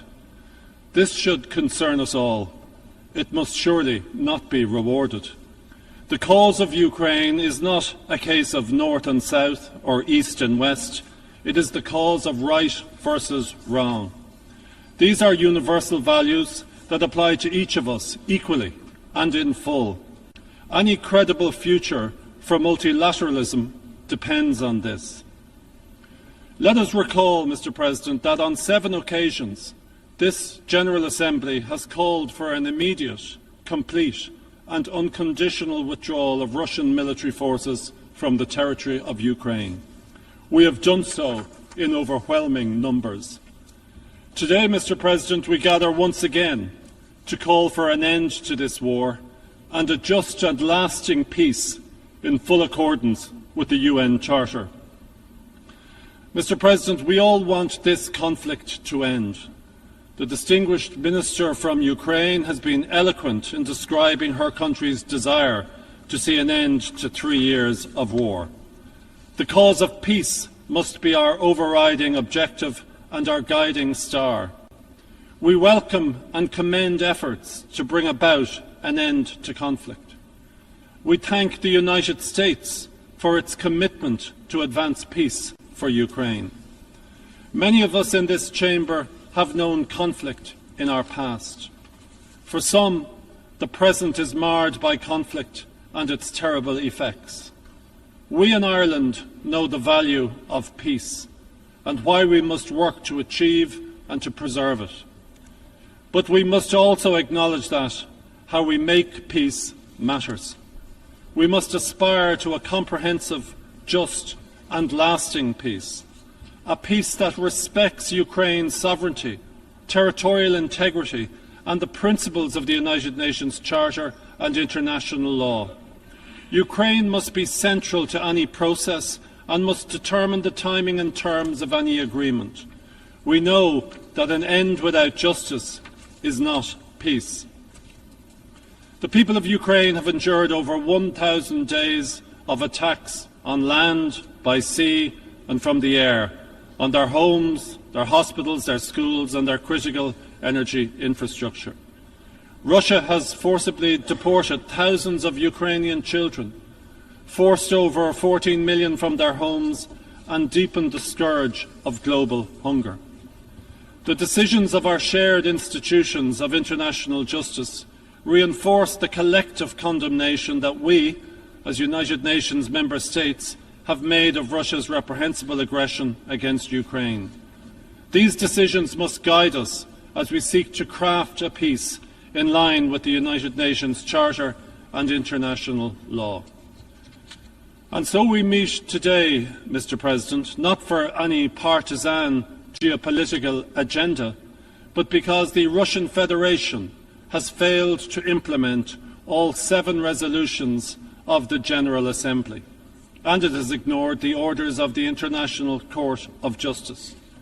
Accountability for Russia's violations must remain a priority. Mr. President, in the face of brutal adversity, the people of Ukraine continue to demonstrate outstanding courage, resolve and determination. Today, Ireland would like to honour their heroic efforts to defend their country and their freedom. They have done nothing to bring down this war on their heads. They deserve the same right we all claim of self-determination, to determine their own future in peace, dignity and security. They deserve the unqualified support of each of us in this chamber. We are all agreed that the time for a just, lasting and comprehensive peace in Ukraine is long overdue. Let us act now to advance this noble goal. In doing so, let us recall that if the UN Charter and accountability are not central to our endeavours, each of us is less secure. We know this from history, and we know that any common framework to deliver a just and lasting peace must uphold the United Nations Charter. I urge all states to join with Ireland in recommitting to these fundamental purposes and principles that are for the peace and security of all of us, of these United Nations. Thank you very much. I thank His Excellency Minister for Justice, Home Affairs and Migration of Ireland, and now give the floor to His Excellency Georgios Gerapetritis, Minister of Foreign Affairs of Greece.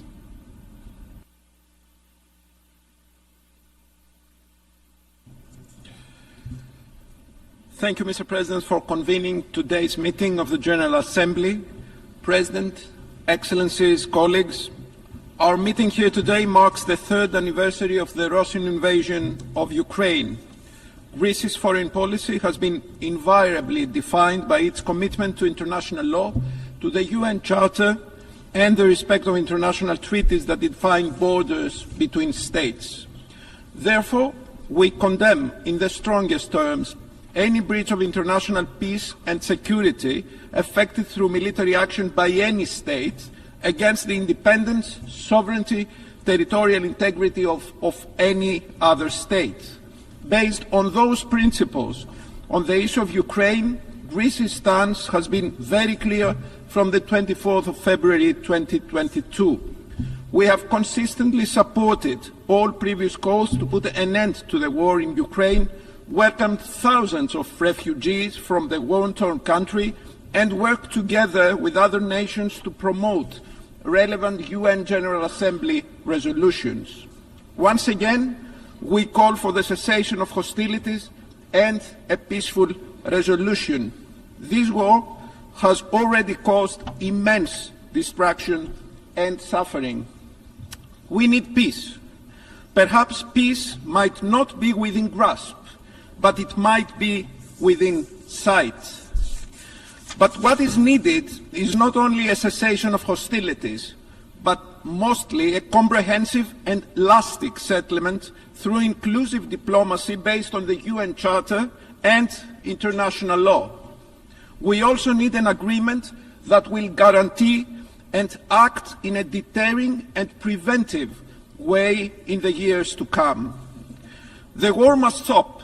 We all agree on this, and we commend all efforts to this effect. Yet, it is incumbent that fundamental principles of international law enshrined in the UN Charter are explicitly stated. It is in this vein that our vote was directed earlier today. We need to draw the right lessons and endow any future peace settlement with credible security guarantees for Ukraine that will deter and prevent the recurrence of war in the future. Ukraine is not a regional issue and should not be treated as one. It has a direct impact on global security and peace. It concerns us all in this assembly. Ukraine, Europe, indeed the world, need a fair, viable, and thus a lasting peace for Ukraine. Let us support this goal after 3 disastrous years of war, while at the same time hoping that this could also lead to a model of how to prevent similar calamities in the future. Thank you. I thank His Excellency, Minister for Foreign Affairs of Greece. I now give the floor to His Excellency Radosław Sikorski, Minister of Foreign Affairs of Poland.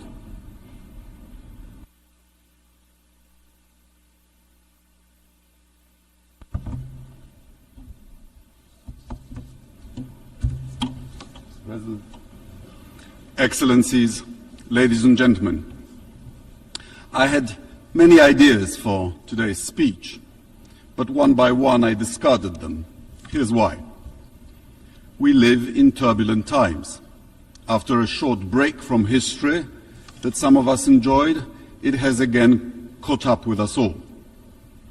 In times like these, when the world seems out of joint, when the old seems to be dying, but the new cannot yet be born, what we need is a return to basics, to questions about what's right and what's wrong, what's true and what's false, what's actually happened and what's just a figment of propaganda.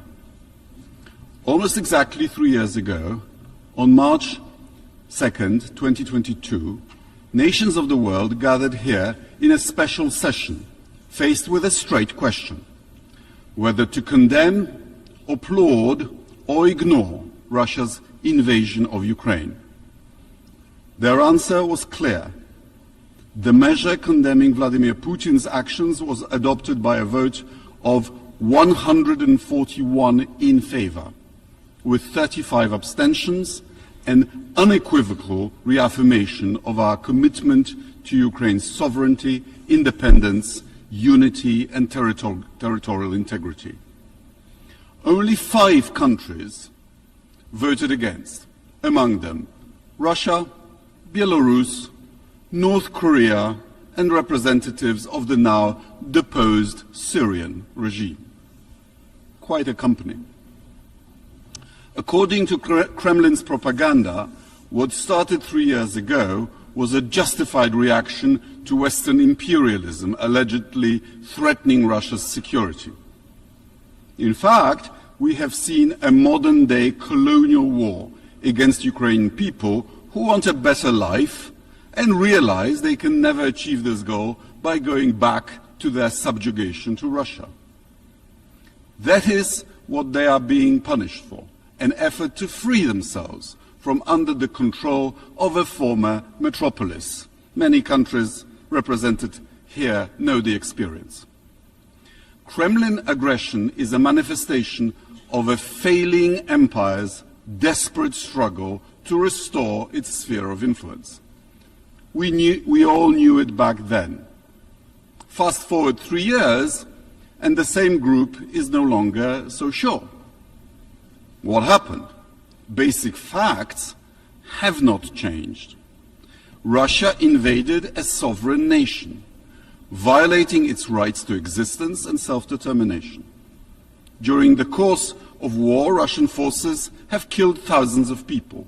They have indiscriminately bombed both military and civilian infrastructure, apartments, hospitals, schools, kindergartens, you've seen it all. War crimes have been committed. Thousands of Ukrainian children have been kidnapped and sent to Russia. to strip them of their national identity. Vladimir Putin does not only want to destroy Ukraine's presence, he wants to steal its future too. We all knew it back then. We still actually know it. Opinions in this body began to shift not because facts have changed. They are changing because of self-interests. Some of our member states now seem to believe that ending the war at any cost and restoring business as usual with Russia will be beneficial. As a representative of the country neighboring both Russia and Ukraine, I can tell you it will not.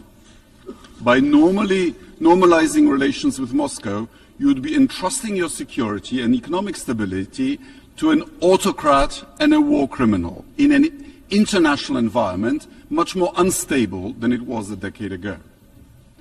Russian victory, may it never come, would not create a more just global order. It wouldn't benefit countries dissatisfied with where things stand now. It wouldn't even bring about a more just and prosperous Russia. Suffice to say, there are now more political prisoners in Russia than there were in the 1980s when the Soviet Union invaded Afghanistan. There are many more casualties as well. Repercussions of an appeasement would also not be limited to Russia's immediate neighborhood. Kremlin's green men, well known from Donbass, are already present in African, Latin American and Asian countries operating under different names. Let Putin win in Ukraine and their activities will only intensify. Moscow's disruptive actions in Africa echo its actions in Europe, undermining stability, supporting illiberal regimes, discrediting the West. Thousands of mercenaries from the so-called Wagner Group, now charmingly renamed Afrika Korps, are employed by local warlords and rewarded with access to precious metals and mineral mines, stripping Africa yet again of its wealth. If Ukraine is abandoned today, who will be next? Another country in Eastern Europe? Possibly, but possibly a country in the Middle East or an African state targeted to serve as a Russian military base, replacing Syria, where a regime propped by the Kremlin recently collapsed. Ladies and gentlemen, we've just heard another performance by the Russian ambassador consisting of lies, propaganda, and hypocrisy. He referred to Ukraine as a project. Ukraine is not a project. Ukraine is a country with a longer history than Russia. Ukraine is a member of this body for far longer than the Russian Federation. Ukraine has a history, language, and identity and aspirations all of its own, with borders confirmed several times in treaties by the Russian Federation. The mission of this body, from its foundation, has been to decolonize, not to recolonize. International community cannot appease aggression because violence reproduces by indifference. Basic facts that prompted our strong, unified reaction 3 years ago have remained unchanged. And when the facts don't change, we should stick to our guns. Poland, of course, supports peace, but peace that is stable and with justice for the victim of aggression. Thank you very much. I thank His Excellency, Minister of Foreign Affairs of Poland. I give the floor to Her Excellency Baiba Brace, Minister of Foreign Affairs of Latvia.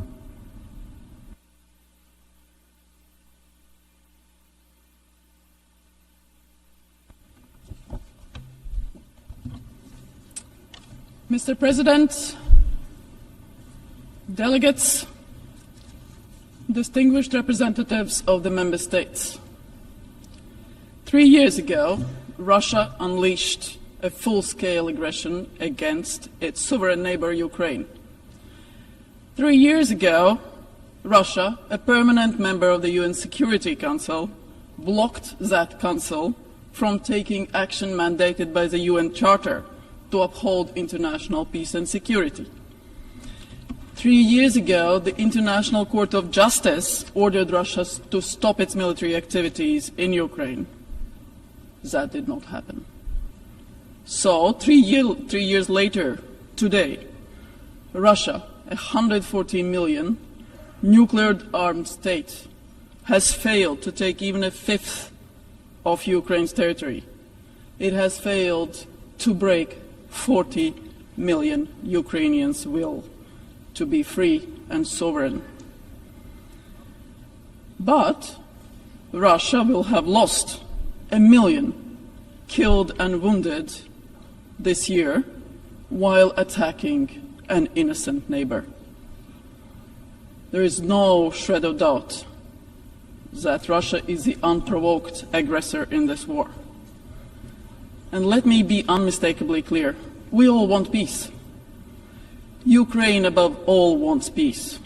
The only one opposed to peace resides in the Kremlin. It's Russia who continues to bomb Ukrainian cities and kill civilians every day while pretending to engage in peace process. Latvia welcomes all efforts to bring a comprehensive, just and lasting peace for Ukraine. A peace that is rooted in the UN Charter and international law, just as the Assembly voted today. A peace that guarantees Ukraine's sovereignty, territorial integrity, and freedom to choose its own future, just as all our countries want. A peace that ensures that Russia is unable to resume its brutal aggression. In principle, peace is easy to achieve. Russia needs to stop fighting. That is the end of the war. But if Ukraine stops fighting, that's the end of Ukraine. Ukraine has exercised its right to self-defense, clearly covered in Article 51 of the UN Charter. Therefore, countries providing support to Ukraine are not parties to the war. Mr. President, the Kremlin has a new favorite talking point about the root causes of the war and that they need to be addressed. Very well, let's talk about those root causes.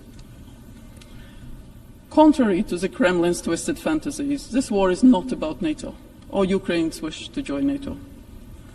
NATO is not a party to the war, neither are the member states, nor is the reason for the war. Ukraine's NATO membership was not debated either in 2014, when Russia invaded for the first time, or in 2022, when a full-scale aggression started. So this war is not about Ukraine. It's not about fascism in Ukraine or protecting the rights of Russian speakers. No international human rights organization has recorded anything of that sort. And that's why we have international organizations.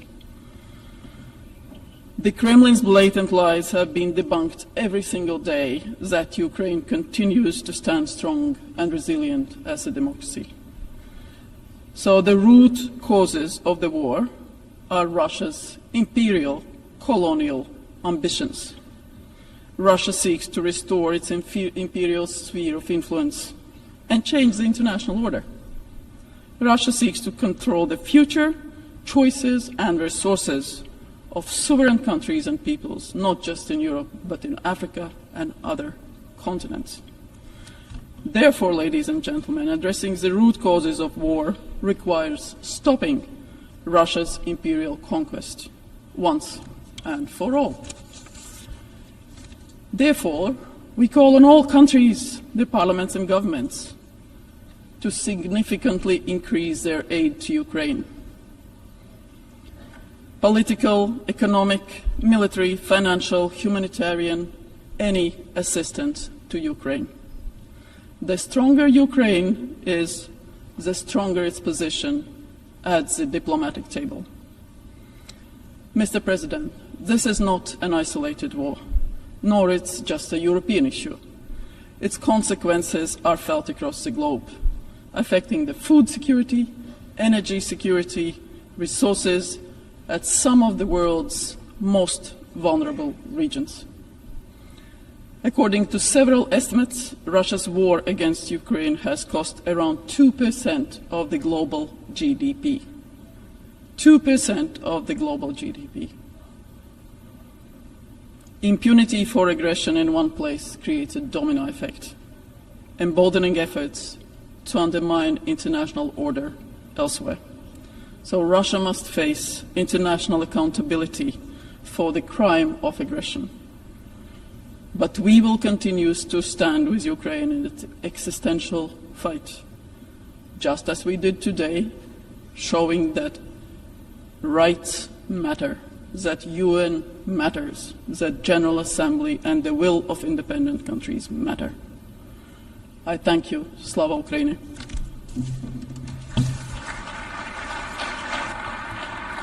I thank Her Excellency Minister for Foreign Affairs of Latvia. I give now the floor to Her Excellency Gabija Grigaibe Dodžiže, Vice Minister of Foreign Affairs of Lithuania.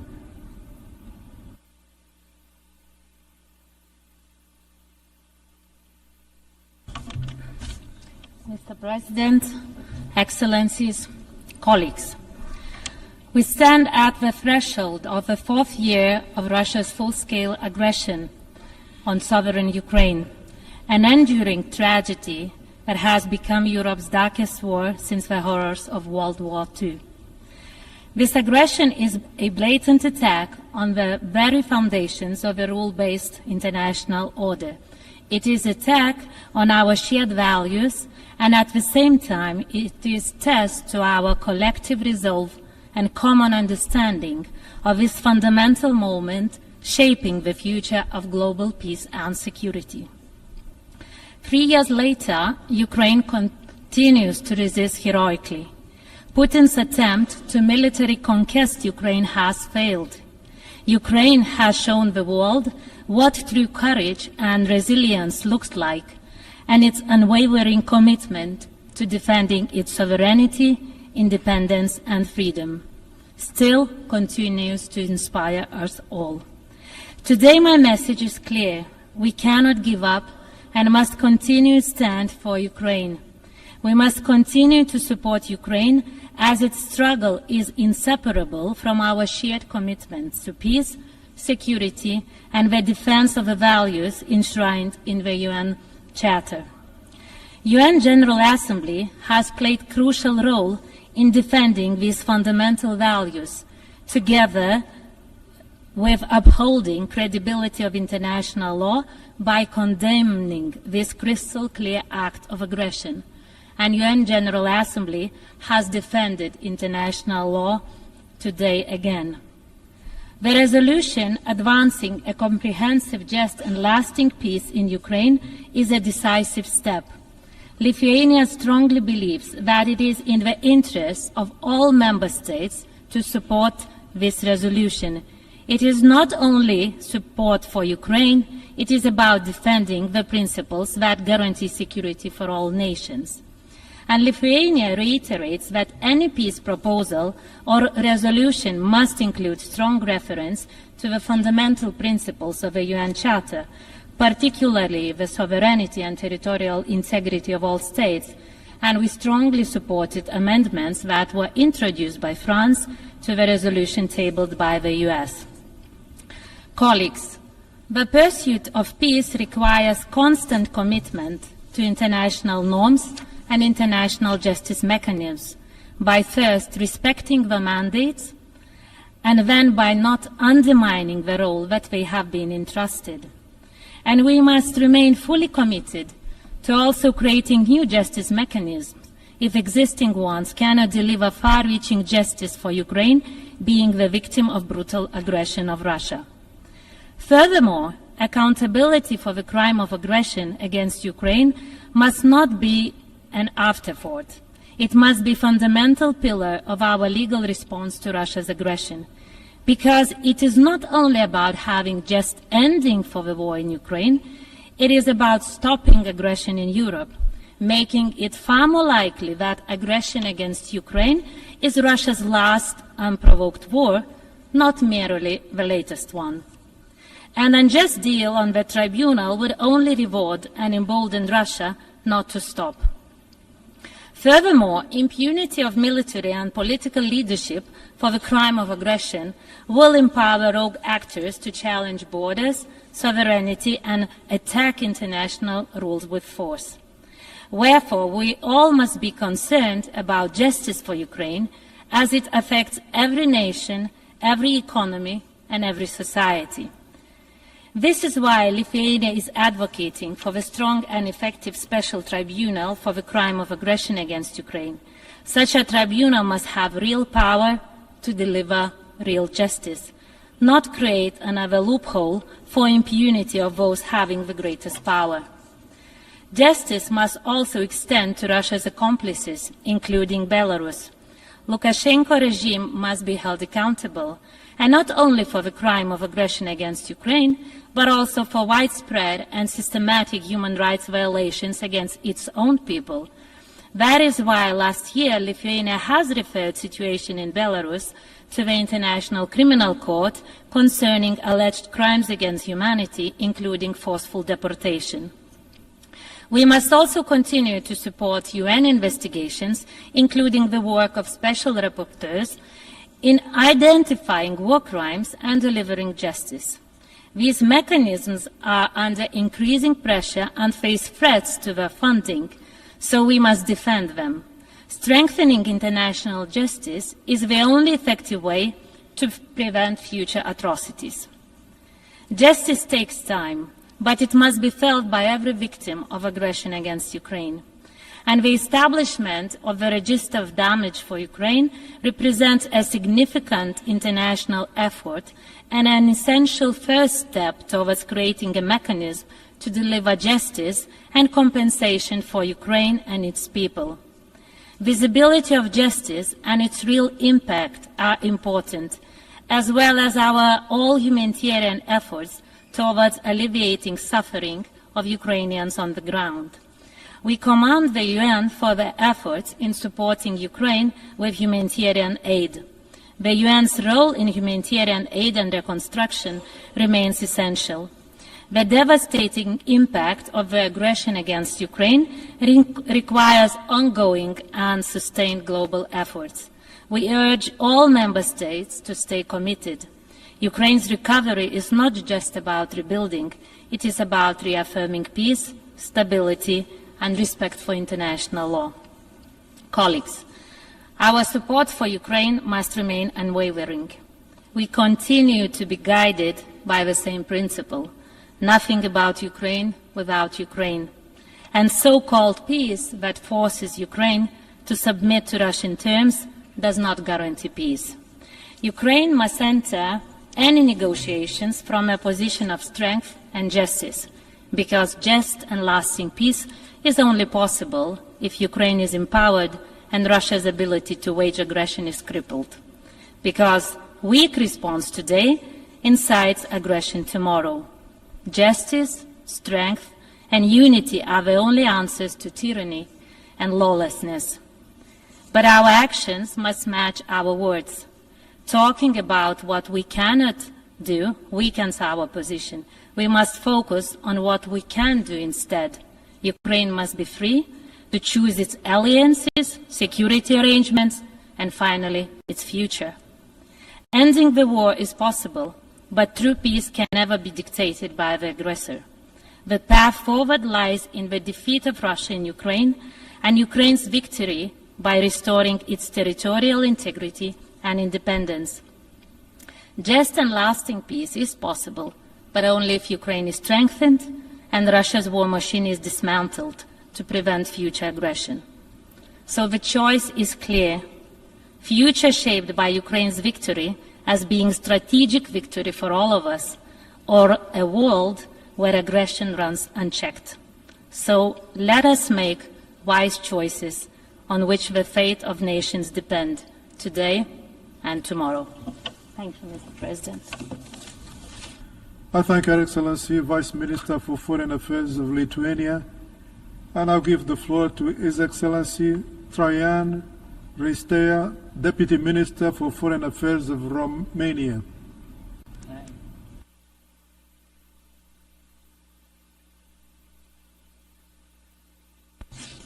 Thank you very much, Mr. President.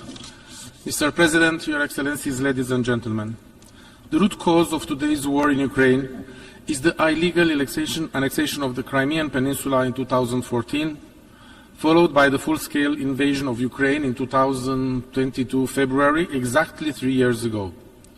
Russian Federation needs to unconditionally withdraw all its troops from the internationally recognized territory of Ukraine. This should be the silver line for any negotiation effort meant to achieve a comprehensive, just and lasting peace in Ukraine. The United Nations General Assembly stood by Ukraine in the past 3 years in defense of its sovereignty, independence, unity and territorial integrity because these are in line with the purposes and principles of the United Nations Charter. These defense lines that the General Assembly has taken is consistent with its work in the last 80 years since the Charter was negotiated, thus keeping alive the spirit of the San Francisco Conference. As a country neighboring Ukraine, Romania has witnessed in the last 3 years the multidimensional consequences of the war launched by Russia. Being a frontline state and benefiting from European solidarity, the government of Romania has employed to the best of its ability a wide range of measures in order to mitigate the consequences for the rest of the region and, if possibly, worldwide.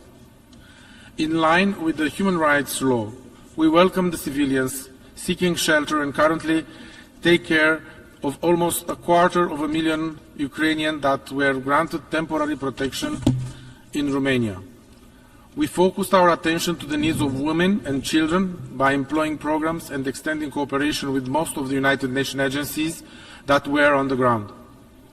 In line with the international humanitarian law, we have facilitated the export of over 70 million tons of goods, of which 55 million tons of grains, to ensure the continuity of the global supply chain. The focus of our actions has been on ensuring transit of agricultural products so as to mitigate the risk of food insecurity worldwide.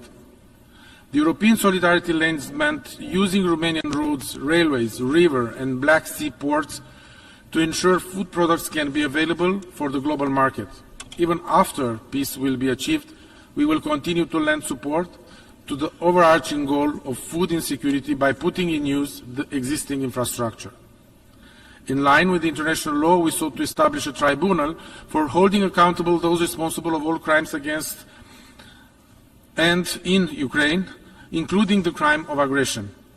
Ukraine is entitled to the strongest reply in terms of judicial accountability, and Romania is part of the efforts to establish the best possible international tribunal in this regard. It must serve as an example of compliance with the United Nations Charter, as a discouragement of any such future action from any state. Mr. President, Romania will continue to support Ukraine during the process and after reaching out a comprehensive, just and lasting peace, because we are determined to live up to our commitments to respect the United Nations Charter and international law. This is not a peace for Ukraine, but it is a peace for the whole world. Any conversation on the future of Ukraine and of the neighboring region needs to factor in Ukraine and European countries, particularly those that were affected by the invasion. We cannot allow 80 years after the creation of the United Nations Charter for the clock to be set back in time, for the borders to be retraced by force, and for unprovoked wars to start against sovereign states. The principles and values that bind the effective multilateralism with the United Nations at its core cannot be blatantly ignored. Mr. President, the support of the international community is necessary for Ukraine because it is for legitimate reasons, and it should be the same in any situation when the purpose and principles of the United Nations Charter are blatantly violated. For these reasons, Romania decided to co-sponsor the Ukrainian resolution adopted today. And I thank you very much, Mr. President. I thank His Excellency Deputy Minister for Foreign Affairs of Romania. We have heard the last speaker in the debate on item for this meeting. We shall hear the remaining speakers at 3 p.m. today, Monday, 24 February, in this hall. The meeting is adjourned.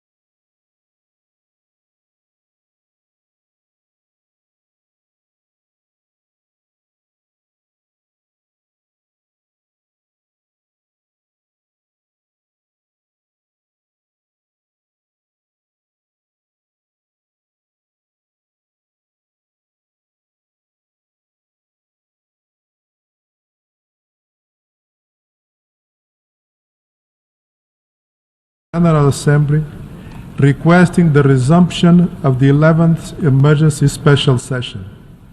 I intend to conduct the proceedings of this meeting in accordance with the rule of procedure of the Assembly and the past practices on its emergency special sessions.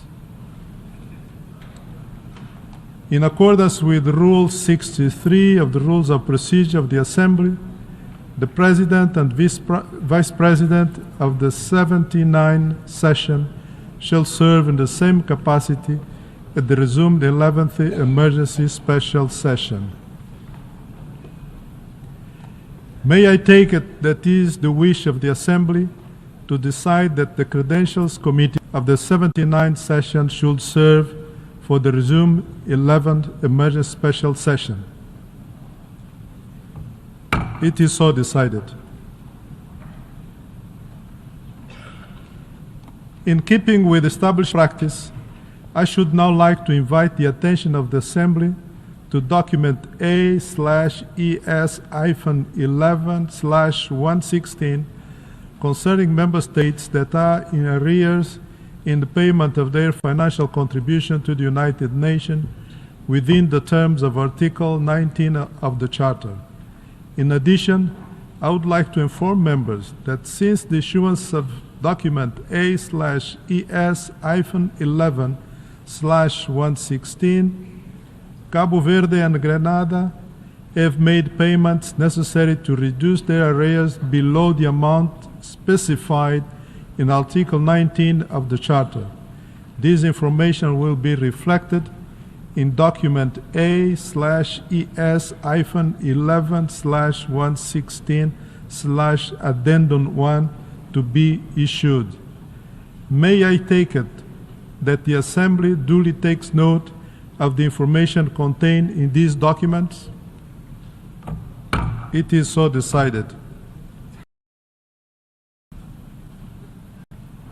In this connection, may I further take it that it is the wish of the Assembly to follow the provision of Resolution 79/3 of 9 October 2024, by which São Tomé and Príncipe is permitted to vote in the Assembly until the end of its 79th session, and to also allow these member states to vote at the resumed 11th Emergency Special Session? It is so decided. The Assembly will now resume its consideration of Agenda Item 5, entitled Letter dated 28 February 2014 from the Permanent Representative of Ukraine to the United Nations, addressed to the President of the Security Council, S/2014/136. In this connection, the Assembly has before it two draft resolutions contained in documents A/ES-11/L-10 and L-11, and draft amendments to draft resolution A/ES-11/L-11 contained in documents A/ES-11/L-12, L-13, L-14, and L-15.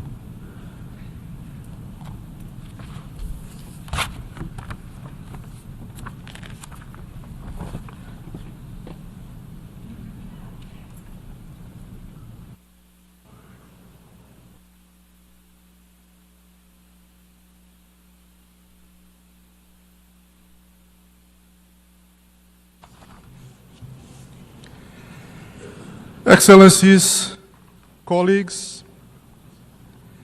today marks a grim milestone. 3 years have now passed since the Russian Federation launched its full-scale invasion of Ukraine, an act of aggression that has led to untold bloodshed and destruction. And yet, the tragedy continues.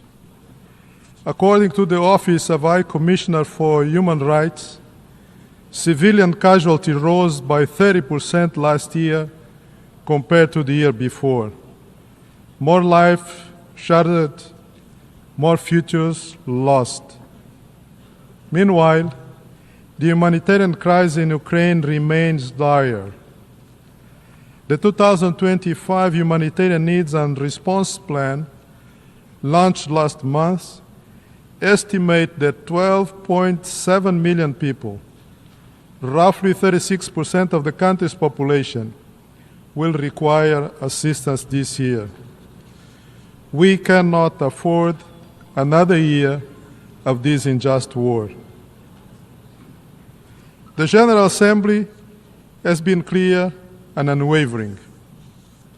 It has adopted 6 resolutions demanding the immediate, complete, and unconditional withdrawal of Russian forces from Ukraine territory and to an end to attacks on civilians and civilian infrastructure. These resolutions have consistently reaffirmed the need for a peaceful solution, one rooted in the Charter of the United Nations, in the principles of sovereign equality and territorial integrity. At a time when the United Nations is under intense scrutiny, and when the Security Council is deadlocked on matters of key importance for our collective security, the General Assembly has demonstrated its ability and its responsibility to act. Colleagues, Russian aggression against Ukraine is a grave violation of the United Nations Charter. As the 80th anniversary of the signing of the Charter approaches, we must reaffirm that lasting and meaningful peace will never be achieved through force. It will come through silencing the guns, turning to dialogue and diplomacy, and upholding the principles enshrined in the Charter. We must be prepared to promote inclusive dialogue and actively work towards a just and sustainable peace, one firmly anchored in international law, General Assembly resolutions, and above all, the will and the rights of Ukrainian and its people. This Assembly must stand firm in its resolve to find a way forward towards peace. Let's prove through actions and not words that a comprehensive, just, and lasting peace is within our reach. Thank you.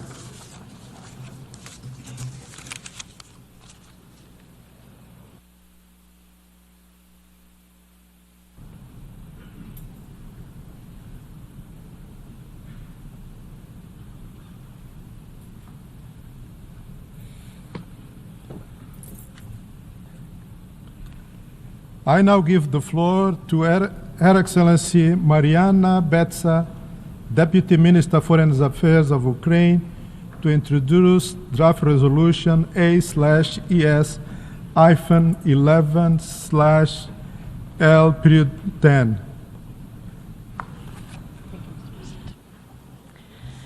Thank you, Mr. President. Dear ladies and gentlemen, distinguished colleagues, Your Excellencies, this is a moment of truth, a historic moment not only for Ukraine, a historic moment not only for Europe, a historic moment for the entire democratic world.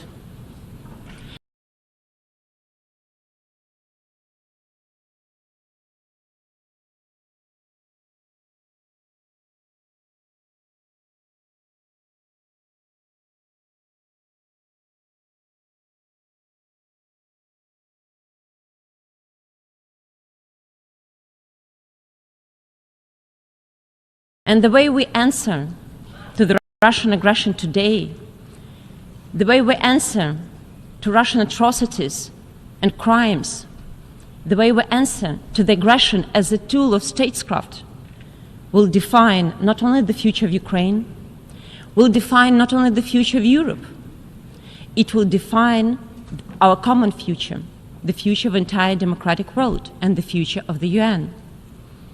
Are we ready to abide by the UN Charter? Are we ready to protect sovereignty and territorial integrity of states? Are we ready to abide by the principle of inviolability of borders and non-use of force? Mr. President, today marks 3 years from the full-scale invasion by the Russian Federation. 3 years of Ukraine's resistance, 3 years of Ukraine's preservation, 3 years of Ukraine's fight and heroism. But let me recall that the war started 11 years ago in 2014. 11 years ago, Ukraine faced one of the most dramatic and challenging periods in its modern history. While resisting the attempt to impose dictatorship, Ukrainians demonstrated dignity and defended their choice for the democratic future in the family of European countries.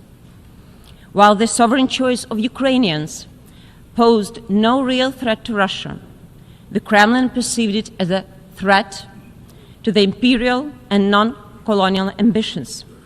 In Kremlin's world, Ukraine was relegated to the role of a Russian satellite within its sphere of influence. For Russia, a military solution to this imagined threat was always an option. Disinformation, economic warfare, subversive activities, all of these laid the groundwork for the subsequent Russian aggression against Ukraine. And immediately after the victory of the Revolution of Dignity in Ukraine, Russia started its occupation of Autonomous Republic of Crimea and some parts of Donetsk and Lugansk regions. Weak international response to Russia's attacks on Crimea, Donetsk, and Luhansk back then led to a full-scale military invasion of my country from the north, east, and south 3 years ago. Russia has plunged the entire world into yet another war, a war totally unprovoked, unjustified, and unlawful, driven solely by morbid geopolitical delusions of the past, and yet the bloodiest war in Europe after the Second World War. And all of us became the targets. Ukraine and Ukrainians, because Russia denies our every right to exist. The world has become a target because Russian missiles do not only strike Ukraine, they also shatter the global security architecture, which 3 years into this invasion remains riddled with gaping holes, much like the country's countless residential buildings destroyed across Ukraine. The United Nations is under attack because Russia attacked every foundation of the UN Charter, blatantly violated the UN Charter and the core principles enshrined in it. Russia wants to replace the world based on international law to the world based on the rule of force. And finally, Russia attacked humanity. Humanity itself is under attack. An unsurprising reality, given that Russia has made medieval cruelty a hallmark of its military strategy against a peaceful neighbor and blackmails everyone with its nuclear weapons. Excellencies, Russia believed Ukraine would surrender. Russia believed Kyiv would fall in 3 days. Russia believed our government would flee. However, Russia miscalculated gravely. 11 years, Ukraine stands firmly and resists. The myth of Russia's military invincibility has been shattered. What was once seen as an unstoppable force has been met with resilience, courage, and determination, reinforced by the unwavering support of the free world. Your solidarity has demonstrated that unity and principles of the UN Charter are stronger than aggression and lawlessness. I want to reiterate our profound gratitude to over 140 member states that have stood with us, including those who have supported relevant resolutions in this hall, to those who provided military aid to Ukraine, to those who provided humanitarian assistance to Ukraine, to those who received our temporarily displaced persons, to those who help and continue to help bring our deported children back home, our prisoners of war bring home, and our illegally detained civilians to bring them home. to those who have contributed to the implementation of our Grain from Ukraine initiative, a practical effort to mitigate global food security threats stemming from this war. This war has never been about Ukraine only.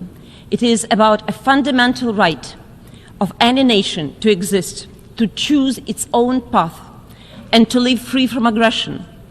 If aggression is justified and a victim is blamed for its resilience and a will to survive, then no country is safe. Today, Ukraine fights not only for its own independence, but for a world of nations that are not divided into predators and prey, where no zones of conflict, of influence, and gray zones exist. We're fighting for a world which cannot be divided by any another Molotov-Ribbentrop Pact. We stand up for the world where the future of a nation cannot be determined by another Yalta conference. Mr. President, 3 years of Russia's full-scale invasion against Ukraine have made it clear that we are dealing with a protracted, high-intensity war with extreme levels of casualties and spillover effect, rippled across different areas and continents.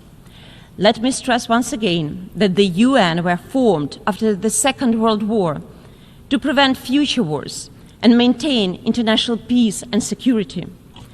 Against the backdrop of ongoing and upcoming peace efforts, the General Assembly should take a pivotal role in determining the basis for the just and lasting peace in Ukraine and in Europe, as well as its standing for sovereignty of all states.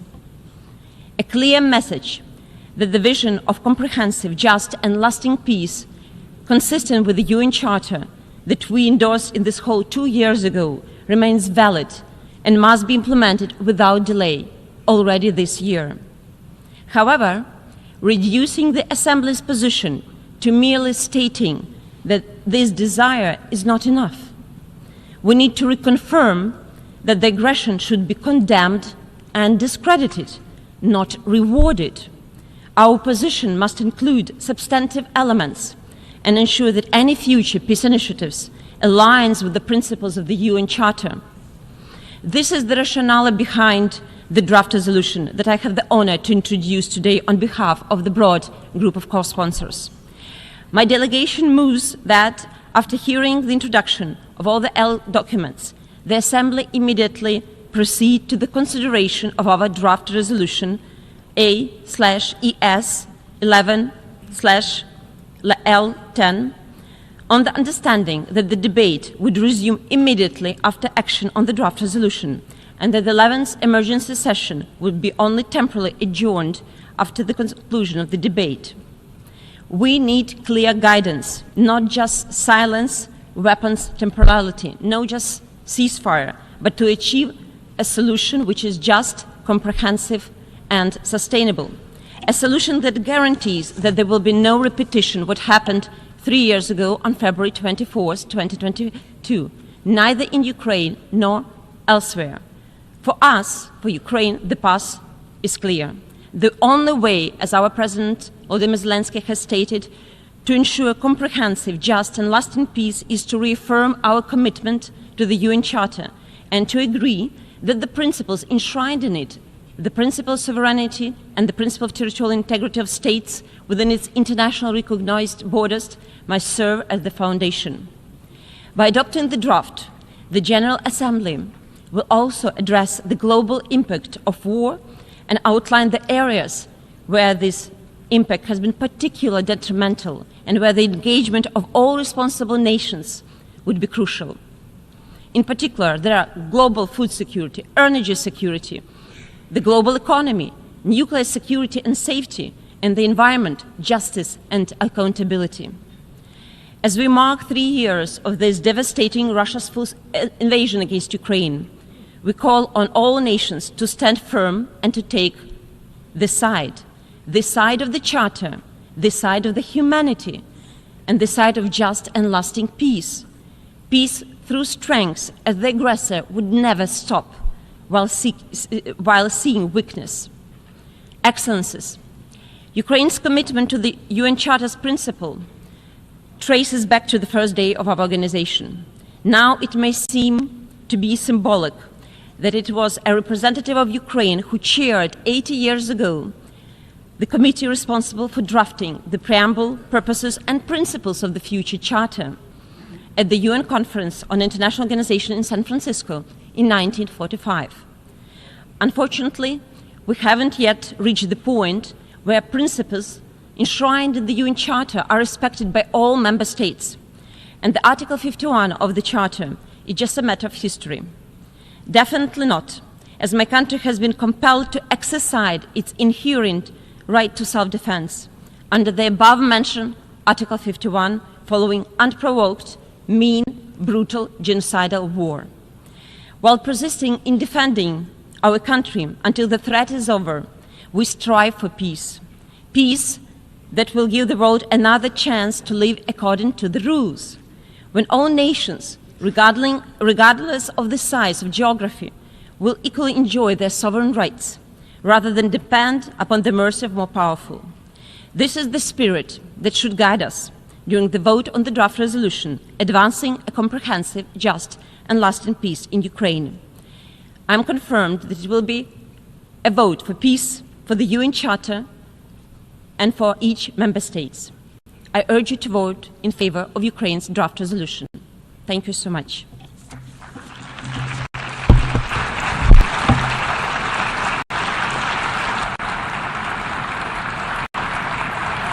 I thank the Deputy Minister for Foreign Affairs of Ukraine. I now give the floor to the distinguished representative of the United States to introduce draft resolution A/ES-11/L.11.